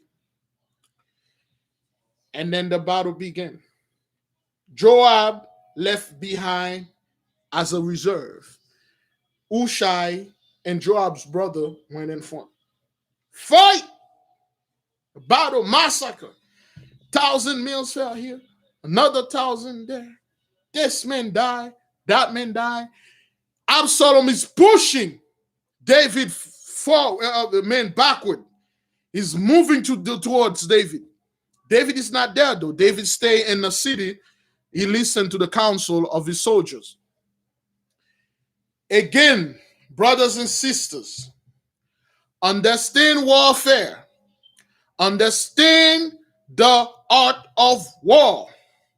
When an experienced opponent is fighting a cocky young man, they like to draw you in. They like to giving you the impression that you're winning. They let you see that because young people, they are so eager to win, and the moment they see the horizon of victory, they claim victory. That's the art of war.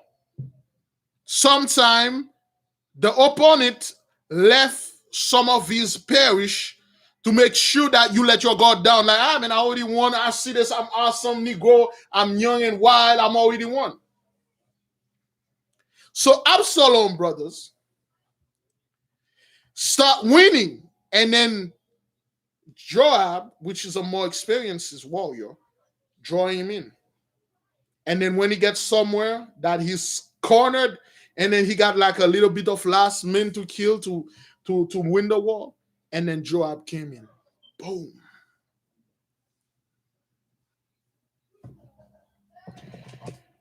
The moment the soldiers saw Joab coming, everybody that know the reputation of Joab, They all run.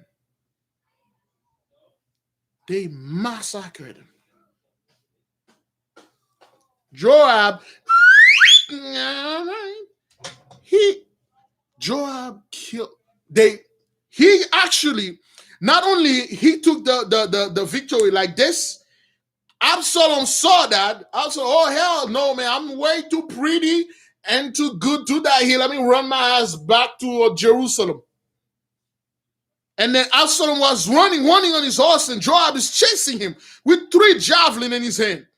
And then Absalom caught through a shortcut into a forest. He was running. His dread is flowing in the back. And then the horse jumped a little cliff thing to get the hell out. And Absalom hair got cut off in branches, and then the helmet cut off in under his cheek, and then the helmet hanging. And then he was like, oh, God damn it. He was dying. His hair got cut off in a bunch of branches, and then his feet is tingling. And then Absalom was like, and then the horse run, so his feet cannot touch the ground. Absalom was like, He took his sword. He started cutting his dreads, started cutting his leg, and then the sword slipped out of his hand and fell. And he was crying and yelling, and then Joab came in, get off of his horse. And then Joab is walking towards him with 10 other men. And Joab had 3 javelins in his hand, and then he planted them in the ground. Boom! Look at you, scumbag. You think you can come and go against me, the great Joab? Don't you? Joab says something here, brother. This is what Joab said. Joab said,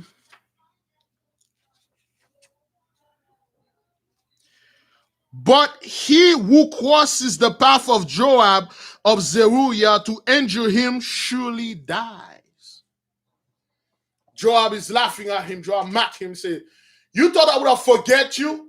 Huh, Absalom? You think I would have forget when you sent those goons to my family, where I stay at, where my wife stay at? You burned down my garden. You threatened me, man. You threatened Joab. And Absalom was like, Absalom wanted to give an answer, and Absalom cannot because his dread is hanging, but the casque, the helmet, and his head, actually the strap on the helmet got caught up in a branch, and the strap is striking him. And then his feet is dangling. He's dangling like he was, and then he cannot whistle. I say, hey, I'm sorry, I didn't mean that. And Joab said, look at you. You are dead, man. And Joab take one of the javelin, and then he raised it at his bushes. If bushes are like, boom, he died instantly. And then take another javelin.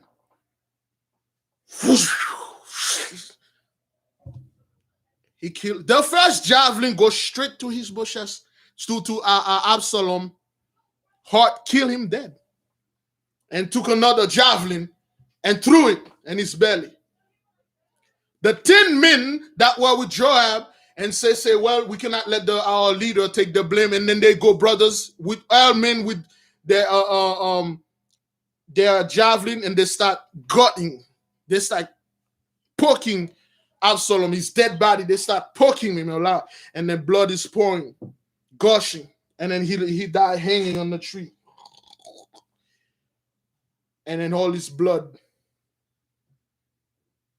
spilling. And Joab look at him. Don't you ever F with Joab.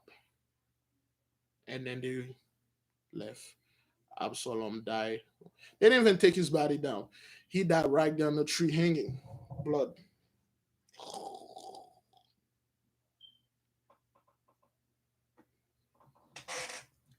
Yes, Absalom did that. He slept with David's wife publicly. He did. That was a prophecy that Nathan told David, that a man will come and will take all your wife. He sampled all the cookies in front of everybody. He did that. Aitophel, one of the Mephibosheth told him to do that. He said, Mephibosheth said, go ahead, sample some of that cookie to make your father mad. He will never come back. He's shamed. He will be shamed. So he listened to Mephibosheth and did this. And he died. Yeah. And then Joab called a messenger.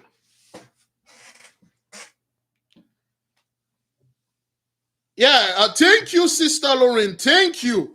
Carbodiel was a witness. Carbodiel is the one who hold that scumbag there. And then Joab killed him. The angels keep participating in pretty much everything. If you know the name of the angel brothers, you understand, you got the spiritual mindset, you know, hey, wait a minute. That's one of the angels that did this. Now, brothers, the order of King David was, don't kill my son. The entire army know this. You're not supposed to kill their son. But Joab was that dude that simply don't give a Joab didn't care. He killed Absalom. And then Joab sent 2 messengers to David. And the messenger went. They got to David. There was a watchman on top of the castle looking. And he said, there's men coming, my king. And David said, who are they? What did it look like? He said, this is Aima. He said, oh, Aima, he brought good news. Let him in, let him in. He said, there's another guy. He said, who is this? He said, another name. And David said, let him in. So both of the messenger came in, out of breath. And then David was like, what happened? What happened? What happened? He said, there's great victory, my lord. You won. You king back again.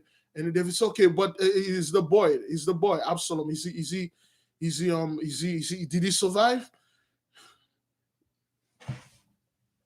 Now, understand this, brothers. Have you ever heard of the saying that said the guy in charge never brought him bad news? Even if the news is bad, always find a way to tell him the news in a good way. Don't bring the king bad news, bad tidings. That was a bad tidings. You never brought the king any bad tidings.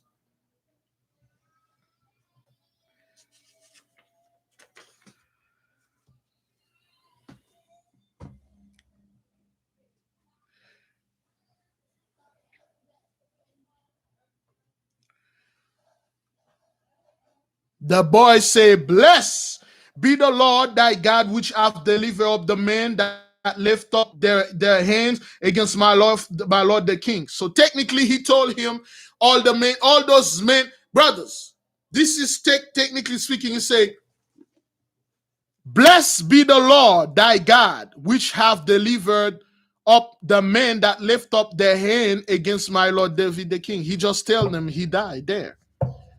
But David need confirmation. You never tell the king straight what happened. Say, blessed be the Lord. All the men that was causing you trouble, they're no longer here with us. And David say, Absalom, the young man, is he safe? Hey, he's in the spirit. They are in the spiritual realm. Absalom, my son, is he safe? They no longer walk in the land of the living. Absalom. David, every time the young man give him a name, said David start crying. He start asking, my son, is he safe? He no longer breathe the air that we are breathing. They no longer breathe it. And then David, tidings, my lord, the king, for the Lord hath avenged thee this day all them that rose up against thee. And the king said unto Cushai, is the young man Absalom safe? And Cushai answered, the enemies of my lord the king and all that rise against thee to do hurt thee, to do thee hurt, has that young man ease. You never tell the king bad news. That's how a messenger delivered news. You say, the enemies of my lord the king, and all that rise against thee to do thee hurt, be as that young man is. And then David just, Lord, David start crying. crying. He cried because that's the news. That's how you deliver news. You don't want to be that guy. If it was Saul, the moment he said this, Saul would have nailed him with the javelin, you know. And then David started crying. He cried. He put sackcloth upon his loin, and it was so. David like, oh damn man, they killed my last son and stuff and stuff like that. And then the soldiers came in, and the soldiers. Then the world they were chanting, "Hey, victory, victory, victory! Azah, Azah, Azah, Urah!" And then one of the messenger came and said, "Hey, you guys better keep it down because David is not too happy that they killed their son." And Joab, if you come back there, certain stuff might happen to you. And Joab like, okay, I'll take care of that. And then they went back. The moment the soldiers got to the city, they're all quiet. They came to the city after if they lost. And then Joab come upon David and said, David, you're freaking man. We won the war. Those are the men that fought for you because of your freaking son. He got killed. And then now you don't want us to celebrate. You shamed us. You shamed the men that give their life for you. Did you know there are thousands of men that die because of that freaking scumbag of a son that you had? And then David said, you know what? You're right. You know what? Absalom is gone. That's it. Let me go ahead and meet them in the gate. So David went in the gate and then meet the people and stuff like that and congratulated them. And then he demoted Joab to the lowest land. He demoted Joab. So Joab is in disgrace. Joab is somewhere in exile. So now the scheming started. Again. When they had Absalom die, somebody got to take up Israel now because David is already in Judah. And the crown in Judah is left for taking because David hasn't gone back. Oh, Adonijah, Absalom, brother, start riling up men. Hey, man, I'm Adonijah, man. Who are you, Adonijah? I'm Absalom, brother. We never heard of you. Yeah, because I stay inside of the house. Look, listen. Y'all negotiate you to help me. Y'all negotiate you to do this. And then a few of the desperate scumbag rally on the behalf of Adonijah. And then they went to a city. They rally a bunch of men, and they're all about to go against David. Those guys never learn. They never learn. Oh, my brother is dying. I'm about to take revenge and stuff like that. I'm about to take revenge. So now David doesn't have a captain in his army, doesn't have somebody, but there's a dude named Amma. Amma was the same guy. Remember the mission, brothers. Remember the mission. Wait, was that it? Was it Amma? Amma was Saul, armor bearer. I forgot. Let me see the name of this son. Give me a Amasa. Amasa, Absalom, late general, whom he had pardoned and received in his Amasa. Okay, his favor. He was Amasa, David's nephew, who accompanied him, King Saul and Doeg, at the visit of the monarch, the sorcerer Endor. Anybody remember? Anybody remember the story of the sorcerers of Endor? Anybody catch my drift? The sorcerers Endor. Remember, Saul went there. Amasa, Doeg, and Saul. There were three of them that went there. Saul and Doeg went inside. Amasa was the one that was guarding the door. Remember this dude? Anybody remember him? Really? Yeah, Doeg is still in the corner, man. Come on. All right, there you go. So Amasa was that dude that was the armor bearer I believe of Joab. So he was the one who stayed outside. So he was a scumbag too.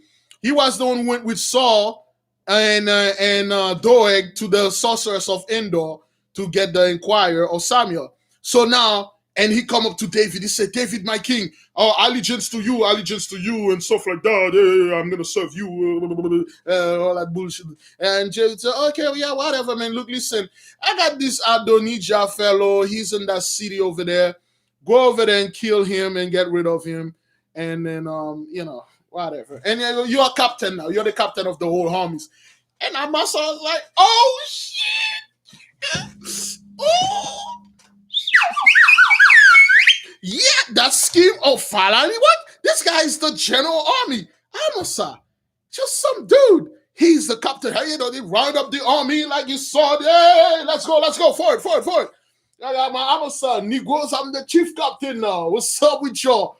The armies and stuff like that. He was going and stuff like that. So the army look at this fool and like, yo, what this guy is a scumbag. He was the captain of Absalom, and Absalom now lost. Now he's our captain. And it wasn't a big war. It was like a little war. So, and Amasa is on the way fighting the war. Yeah, back on top, nigga. I told them, niggas, I can do this. Man. What's up with them? They didn't believe me. Oh boy, I'm gonna get so much cookies, muffins, and sometime cake too. Yeah, he was in his horse going. And then in the middle, he met Joab, and Joab waved him to him. Joab said, yo, what's up? What's going on? Where you guys are going? And then Amasa get off his horse and said, Joab, man, what's up? Look, listen, man, the king make me head of the army. I'm the captain of all the armies. Joab said, that's my dog. That's my dog. I know for a fact that the Most High got something for you now. You are the head army now, man. What's up with you? He said, where are you going now, man? Yo, we're going to get Adonijah. I say, listen, man, we cannot talk next to those people, man. And let's go talking now. Let's walk. Let's talk. Yeah, what's going on? Yeah, man, we're gonna go over there. Adonijah, man, we're about to kick his ass. And then when we do this, victory total and stuff. And then the Joab said, well, so how are you going to play? Yeah. And then Amasa hold his look at, why did you Joab killed that mother lover right on the spot. Joab, while he was talking, Joab always had his sword. Joab thrust the sword in his belly, killed him right there, and drew the sword right in front of everybody. And then he raised the sword. He said, who was Joab? The whole army, yeah, Joab is back. That's right, Negro. I'm back, mother lover. Hey, who the hell is this scumbag? All right, then let's go kill that Adonijah, and then we bring victory back to David. Yeah, Joab. I can hear you, Joab. Yeah, what's up? Joab. And then Joab get on the horse. He took back coming again. Yep, and then Joab is out there. Amasa, they left this. They run the horse over his dead body, and then they get to the city. And then when they get to the city, there was a wise woman, Hey, brothers, Joab was 70 years old. Joab was that guy. Remember, that's how he killed Abner. Anybody remember that? Anybody remember the death of Abner?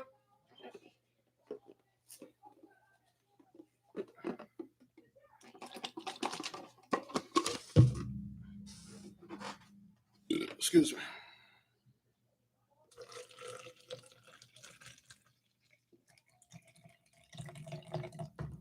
He killed this guy just like he killed Abner. Yeah.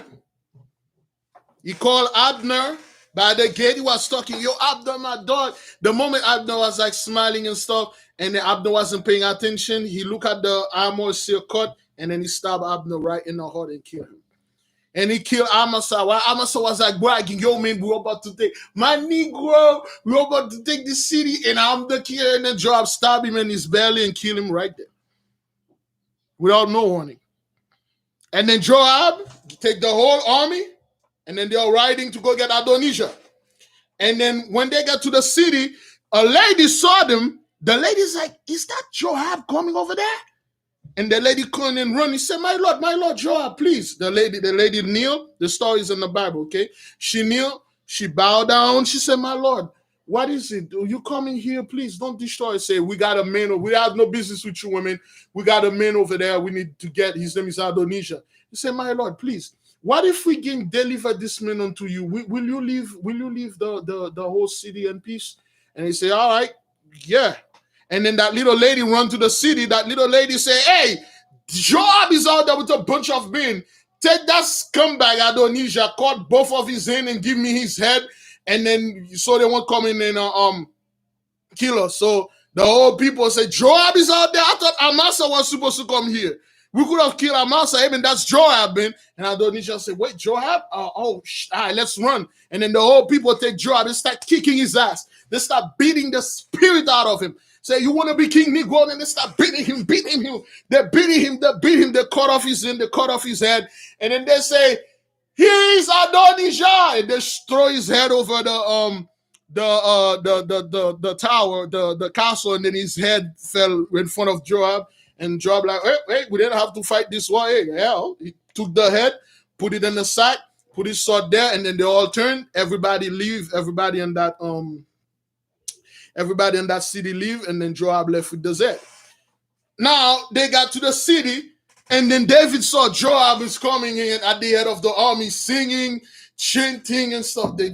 Not again, not this guy, not this dude, man, not again. And Joab came in and he kneeled. My King David, I have great news for you. He's the head of Adonijah. He's no longer a threat. So I'm back in charge. He said, nah, you're second. Ushai is the main man. Joab said, I'm fine with that. I'm fine with that. Fine.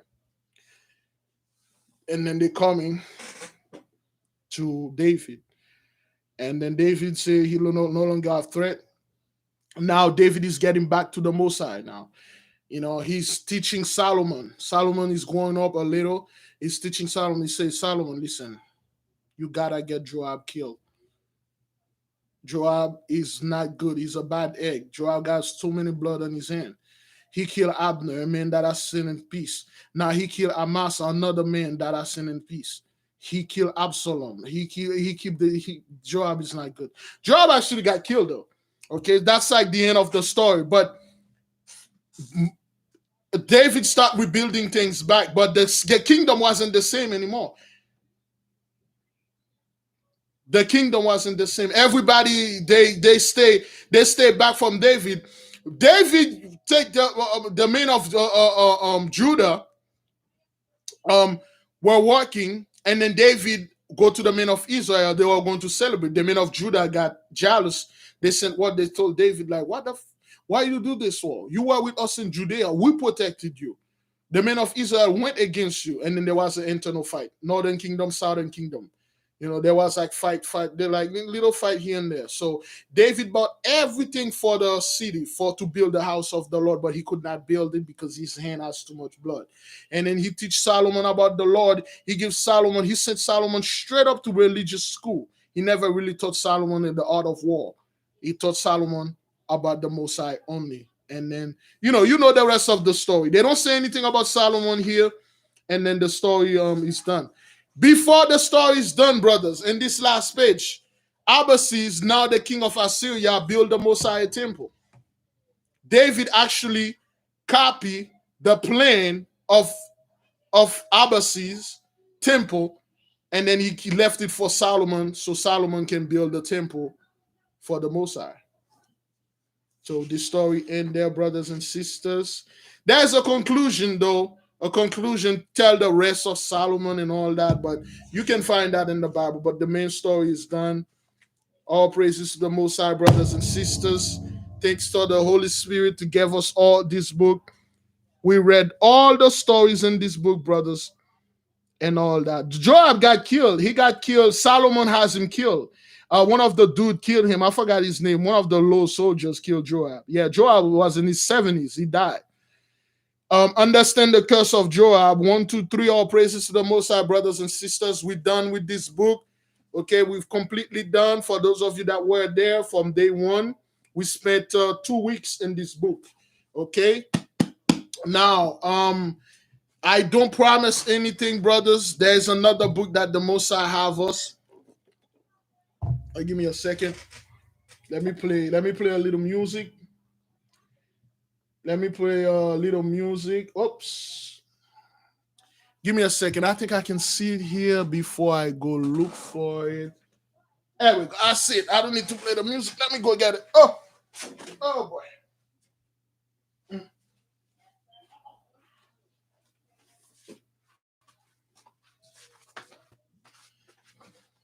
There we go. Oof. All praises to the Most High. Thank you for the Holy Spirit for blessing this. Thank you, Father, for giving us the knowledge back. Thank you for letting the people to hear. Also, brothers and sisters, all right, this book. I'm not promising anything, all right. We already read one chapter out of it, okay? Okay, we read one letter out of it, all right, letter 3. We already read letter 3 in it, okay? So this is the pillar. Okay, I believe some kid got the brother so the pillar of fire by J.H. Ingram. Those are the same author, okay? All right. This is the story when we were in bondage in Egypt. All right. Anybody got that?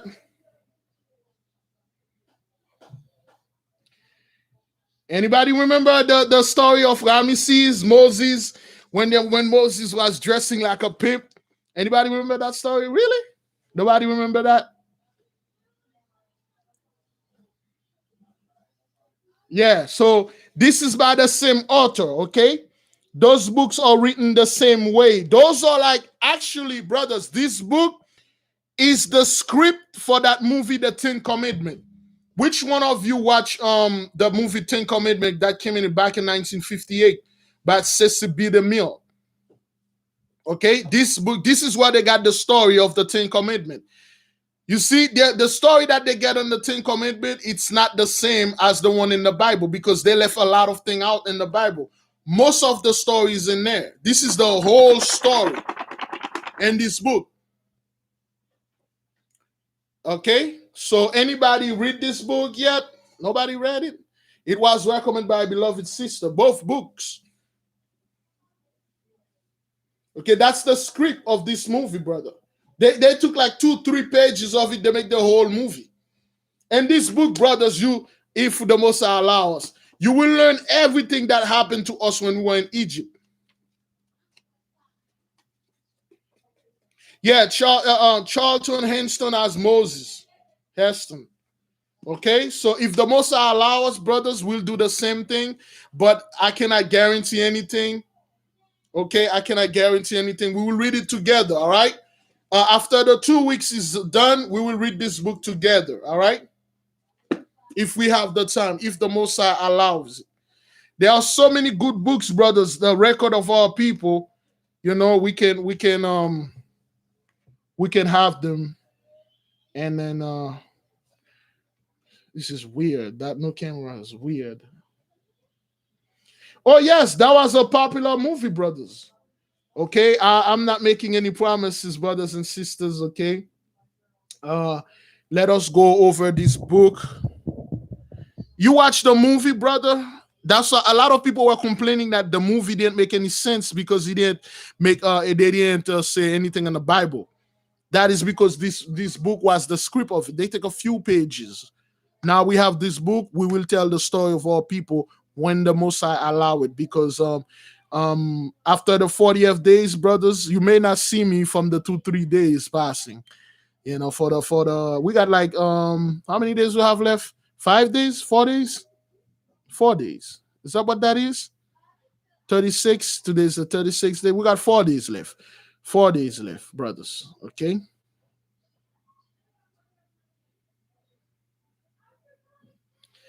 Yeah, the PDF is in there, Oh yes, that book covered the plagues in great details. We went into this book in other podcasts that we did in the beginning. Yes, we talk about this. Oh, brothers, you won't believe the type of thing the Mosai was doing, brothers. Woo! Woo! This book gives details description of what was happening, brothers, when the Mosai unleashed. Brothers, this book going to a lot. And then he had another small book that is older than both of these books. He talked about John the Baptist and all of that when they were over there, YAHAWAH, certain things that is not in the Bible, but they are secondary and primary witnesses. If the Most High allow us, we will go into these 2 books. This will going to take us at least a month, at least a whole month to go into it. But if the Most High put the Holy Spirit on us, we will feel it, and then we'll take the other book if we can. Okay. Technically, I can do that, but the Most High have me working on something very important for Him. It's gonna be grand. It's gonna be beautiful, brothers and sisters. It's gonna be beautiful. It's going to be very, very grand. What the Most High is about to do, or what the Most High is doing. The 10 Commandments. That's the movie that is based on the Pillar of Fire. Beautiful book. You will learn everything. Most of you, I would say, if I'm going to start this book, I will advise you to read the story of the book of Exodus, and the book of Deuteronomy, and the book of Numbers, so you would understand this book better. If you haven't, those 3 books, you may have to read them.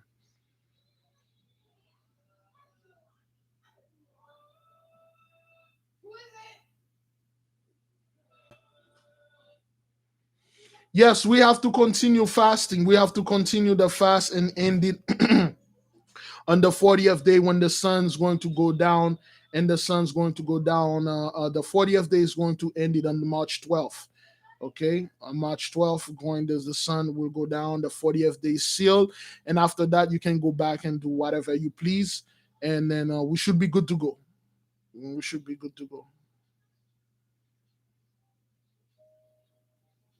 Okay, if the Most High allows us, we're gonna go into this book now, brothers. Okay, let me see. Somebody said Big Judah just dropped a video. Let me take a look at that. Yeah, I am legend. Mimicking the events of today. The Father showed the world His hand of their normal. Yeah, we will watch that. It's 21 minutes. Okay, let us finish. Let us finish this podcast, and then we'll watch that. Okay. So now, brothers, in this book, this is what we learn. We learn the custom of our people. You see, every time they describe our women, they never said our women had covered their head unless they're going to the temple.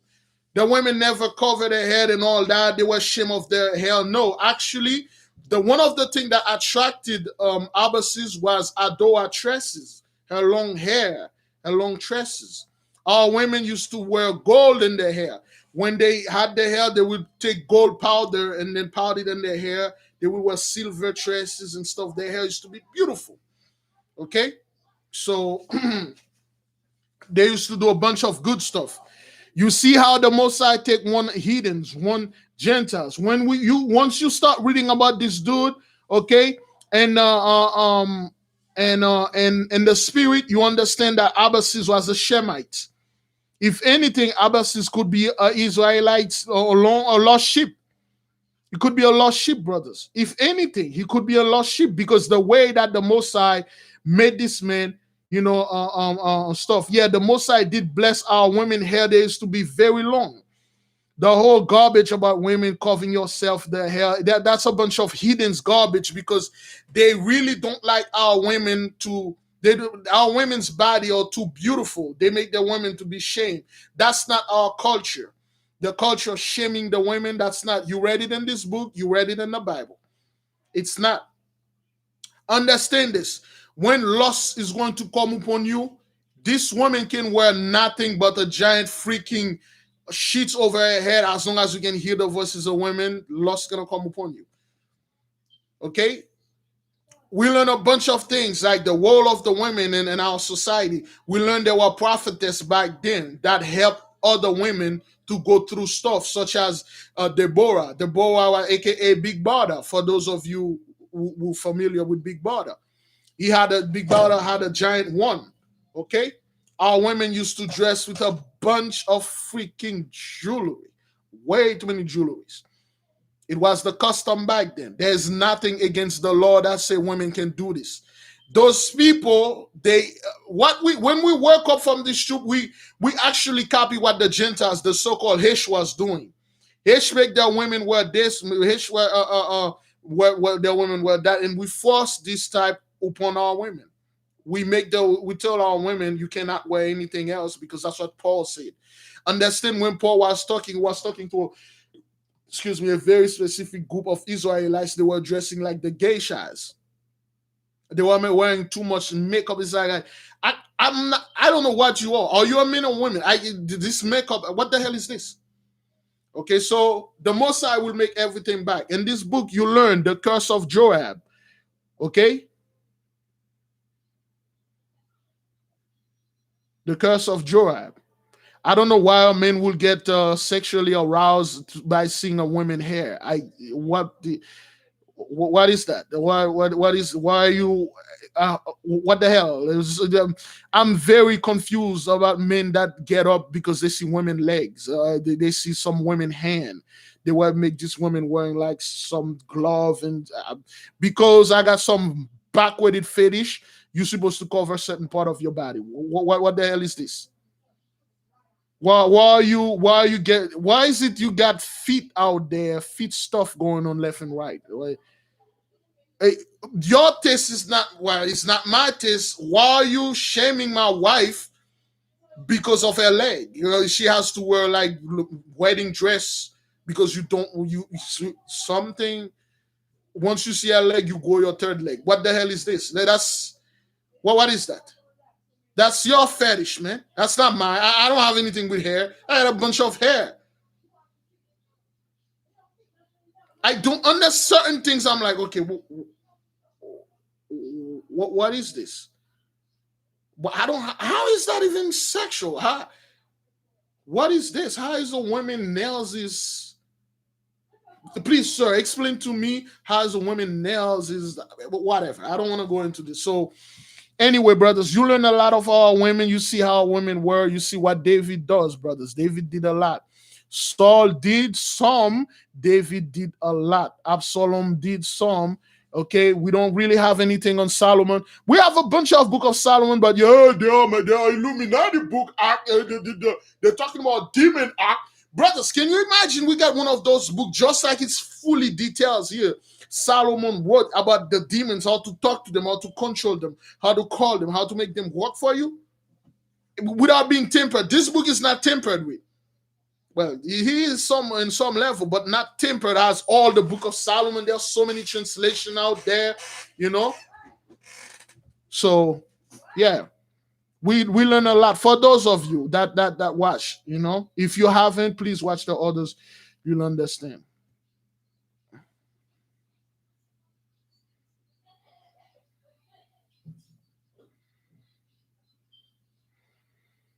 Yeah, it's just like certain things. Like I don't understand. Some men they don't like to see forests. Okay, that's your fetish, man. You don't like forests at all.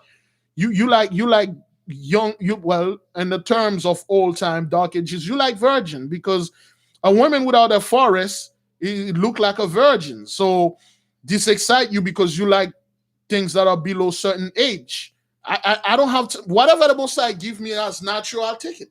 Okay, now why you make it a law that okay, well, if a woman keep a forest, these women sin against the Lord. The Muslim have that law, right? The Muslim have that law. If a women have a forest, they made her cut down the trees. Always cut down the trees because you're not gonna go into heaven. Can you imagine we forcing this upon our women? Hey, well, there's a forest here. What the hell is this? I mean, it's naturally go down there. There's a reason why it's there. Cut it down. And then all women are going out there. Well, you have to cut it down because I mean it's aesthetically better in men like this. What the hell? Some of us men are not even into. Okay, I'm here strictly for. I'm not here to sightseeing, to admire, taking picture and adore. I'm here to get that work done, and then that forest, and then I'm done. What is this? What is this? What's going on here? A natural that the forest grow naturally. The Messiah say yes, let the forest grow naturally. You know why? Because the reason why you have forest and I have grass and forest because it provides you see those? Those are antennas. Your hair is antennas. They conduct electricity. They conduct messages. When your forest met my forest, the electrical bounds, the friction, so to speak, intensify, amplify certain feelings. The forest is here for a reason. Some men like, yeah, I mean, I don't want to get lost in that forest, and you might want to cut it down. Some men like, hey, I don't care. You cut it down, good. You don't cut it down again, I don't care. There's a reason why it's here. There's a reason. You might as well take them off too. You might as well take those off. There's a reason there. There's certain things when the forest is here. The forest has certain nutrition in it that can fight some bacteria. That's why so many of your women can get infected just like this. Yeah, because you cut down the natural forest, the roots cannot fight, cannot send signal to the body and say there's a bacteria in it. That's why you got urinal. What's the most common one? Oh damn it, what is the most common infection women keep getting? Oh boy, you women help me out there. What's the name of this? Oh boy, infection. There's a name. There's a very common. Oh boy, I forgot the name of it.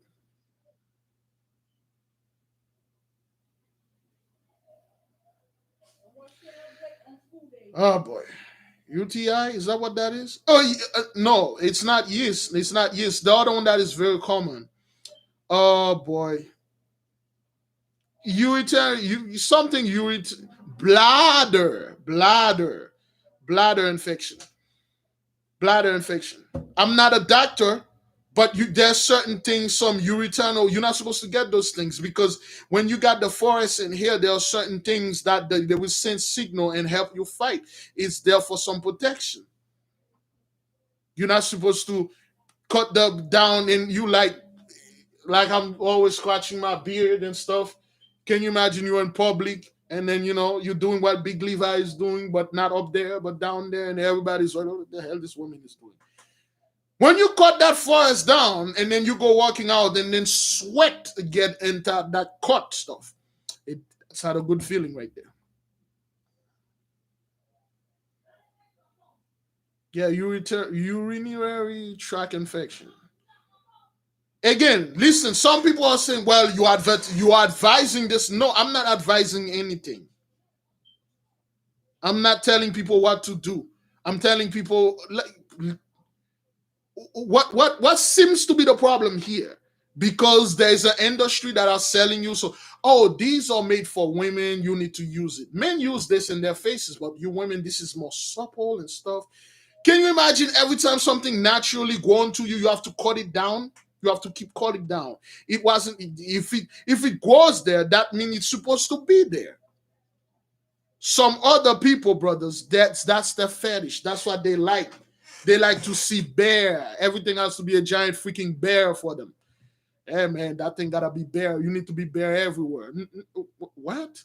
Why you need to be bear there? Now, a woman's supposed to be bear up there. Men is not supposed to be bear. Look, listen. Hey man, to each his own. You want to go ahead and see bear stuff? Go in the wild, see some bear. But yeah, whatever. Yeah. Yeah, brothers. Those things provide some protection. That's why you got this. They provide certain things to not get into your eyes. That's why you got this. You got your eye pupil. They provide some type of protection. Down there, the forest, it provides certain protection, certain things. Okay? It is, well, not it is, but certain things that I noticed that, when the summer come upon the forest, the trees stand up. All the trees, all the grass is so happy, they're flourishing. When the summer is upon them, when the heat is on, all the forest is there, they're standing up. That's what it is for. It's some type of communication. And then when the winter get there, all the trees went down. It's supposed to be there, But things happen again when the Most High come back, brothers. He will he will set everything straight. So we learn a lot, brothers, in this book. Uh Give me a second. I'm sending somebody some stuff. Pop, pop.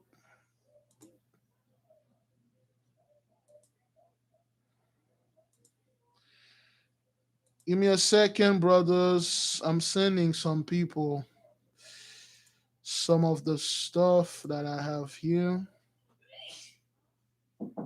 Yes, the pick. Yeah, you're welcome. All right, then. That is good.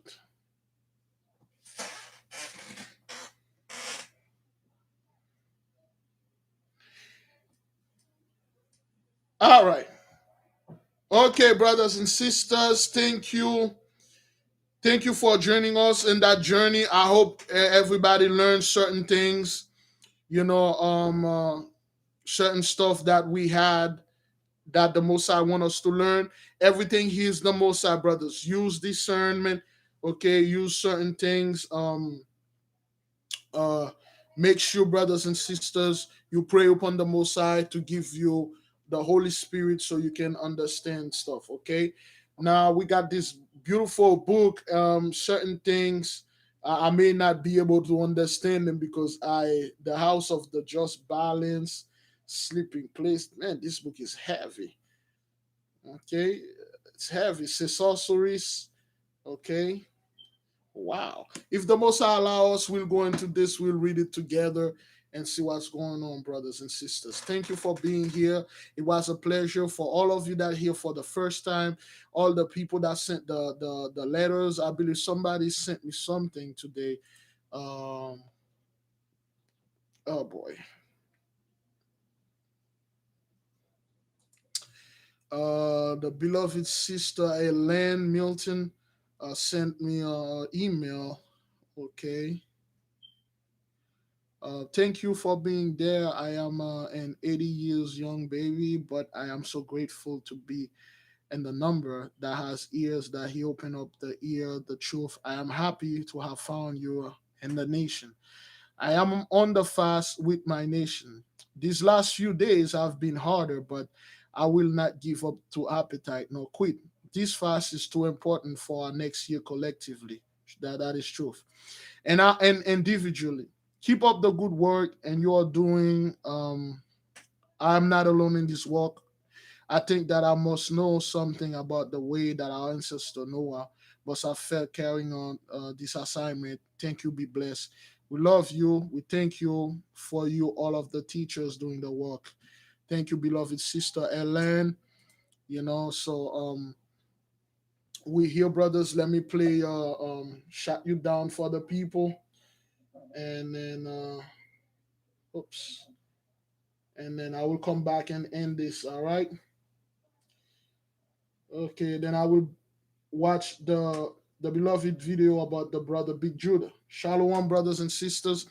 By the power of the Most High vested in me, I'm leaving all of you in peace. Be at peace. There'll be no Jacob's trouble. The Most High can take this far anytime you feel like. We're done with this book, brothers and sisters, the throne of David. Thank you for everybody that was here. Thank you. All right. We're done with this. If the Most High allow, we'll go into that to see the story of our people, brothers and sisters. All right? Okay? Let us be finished and done.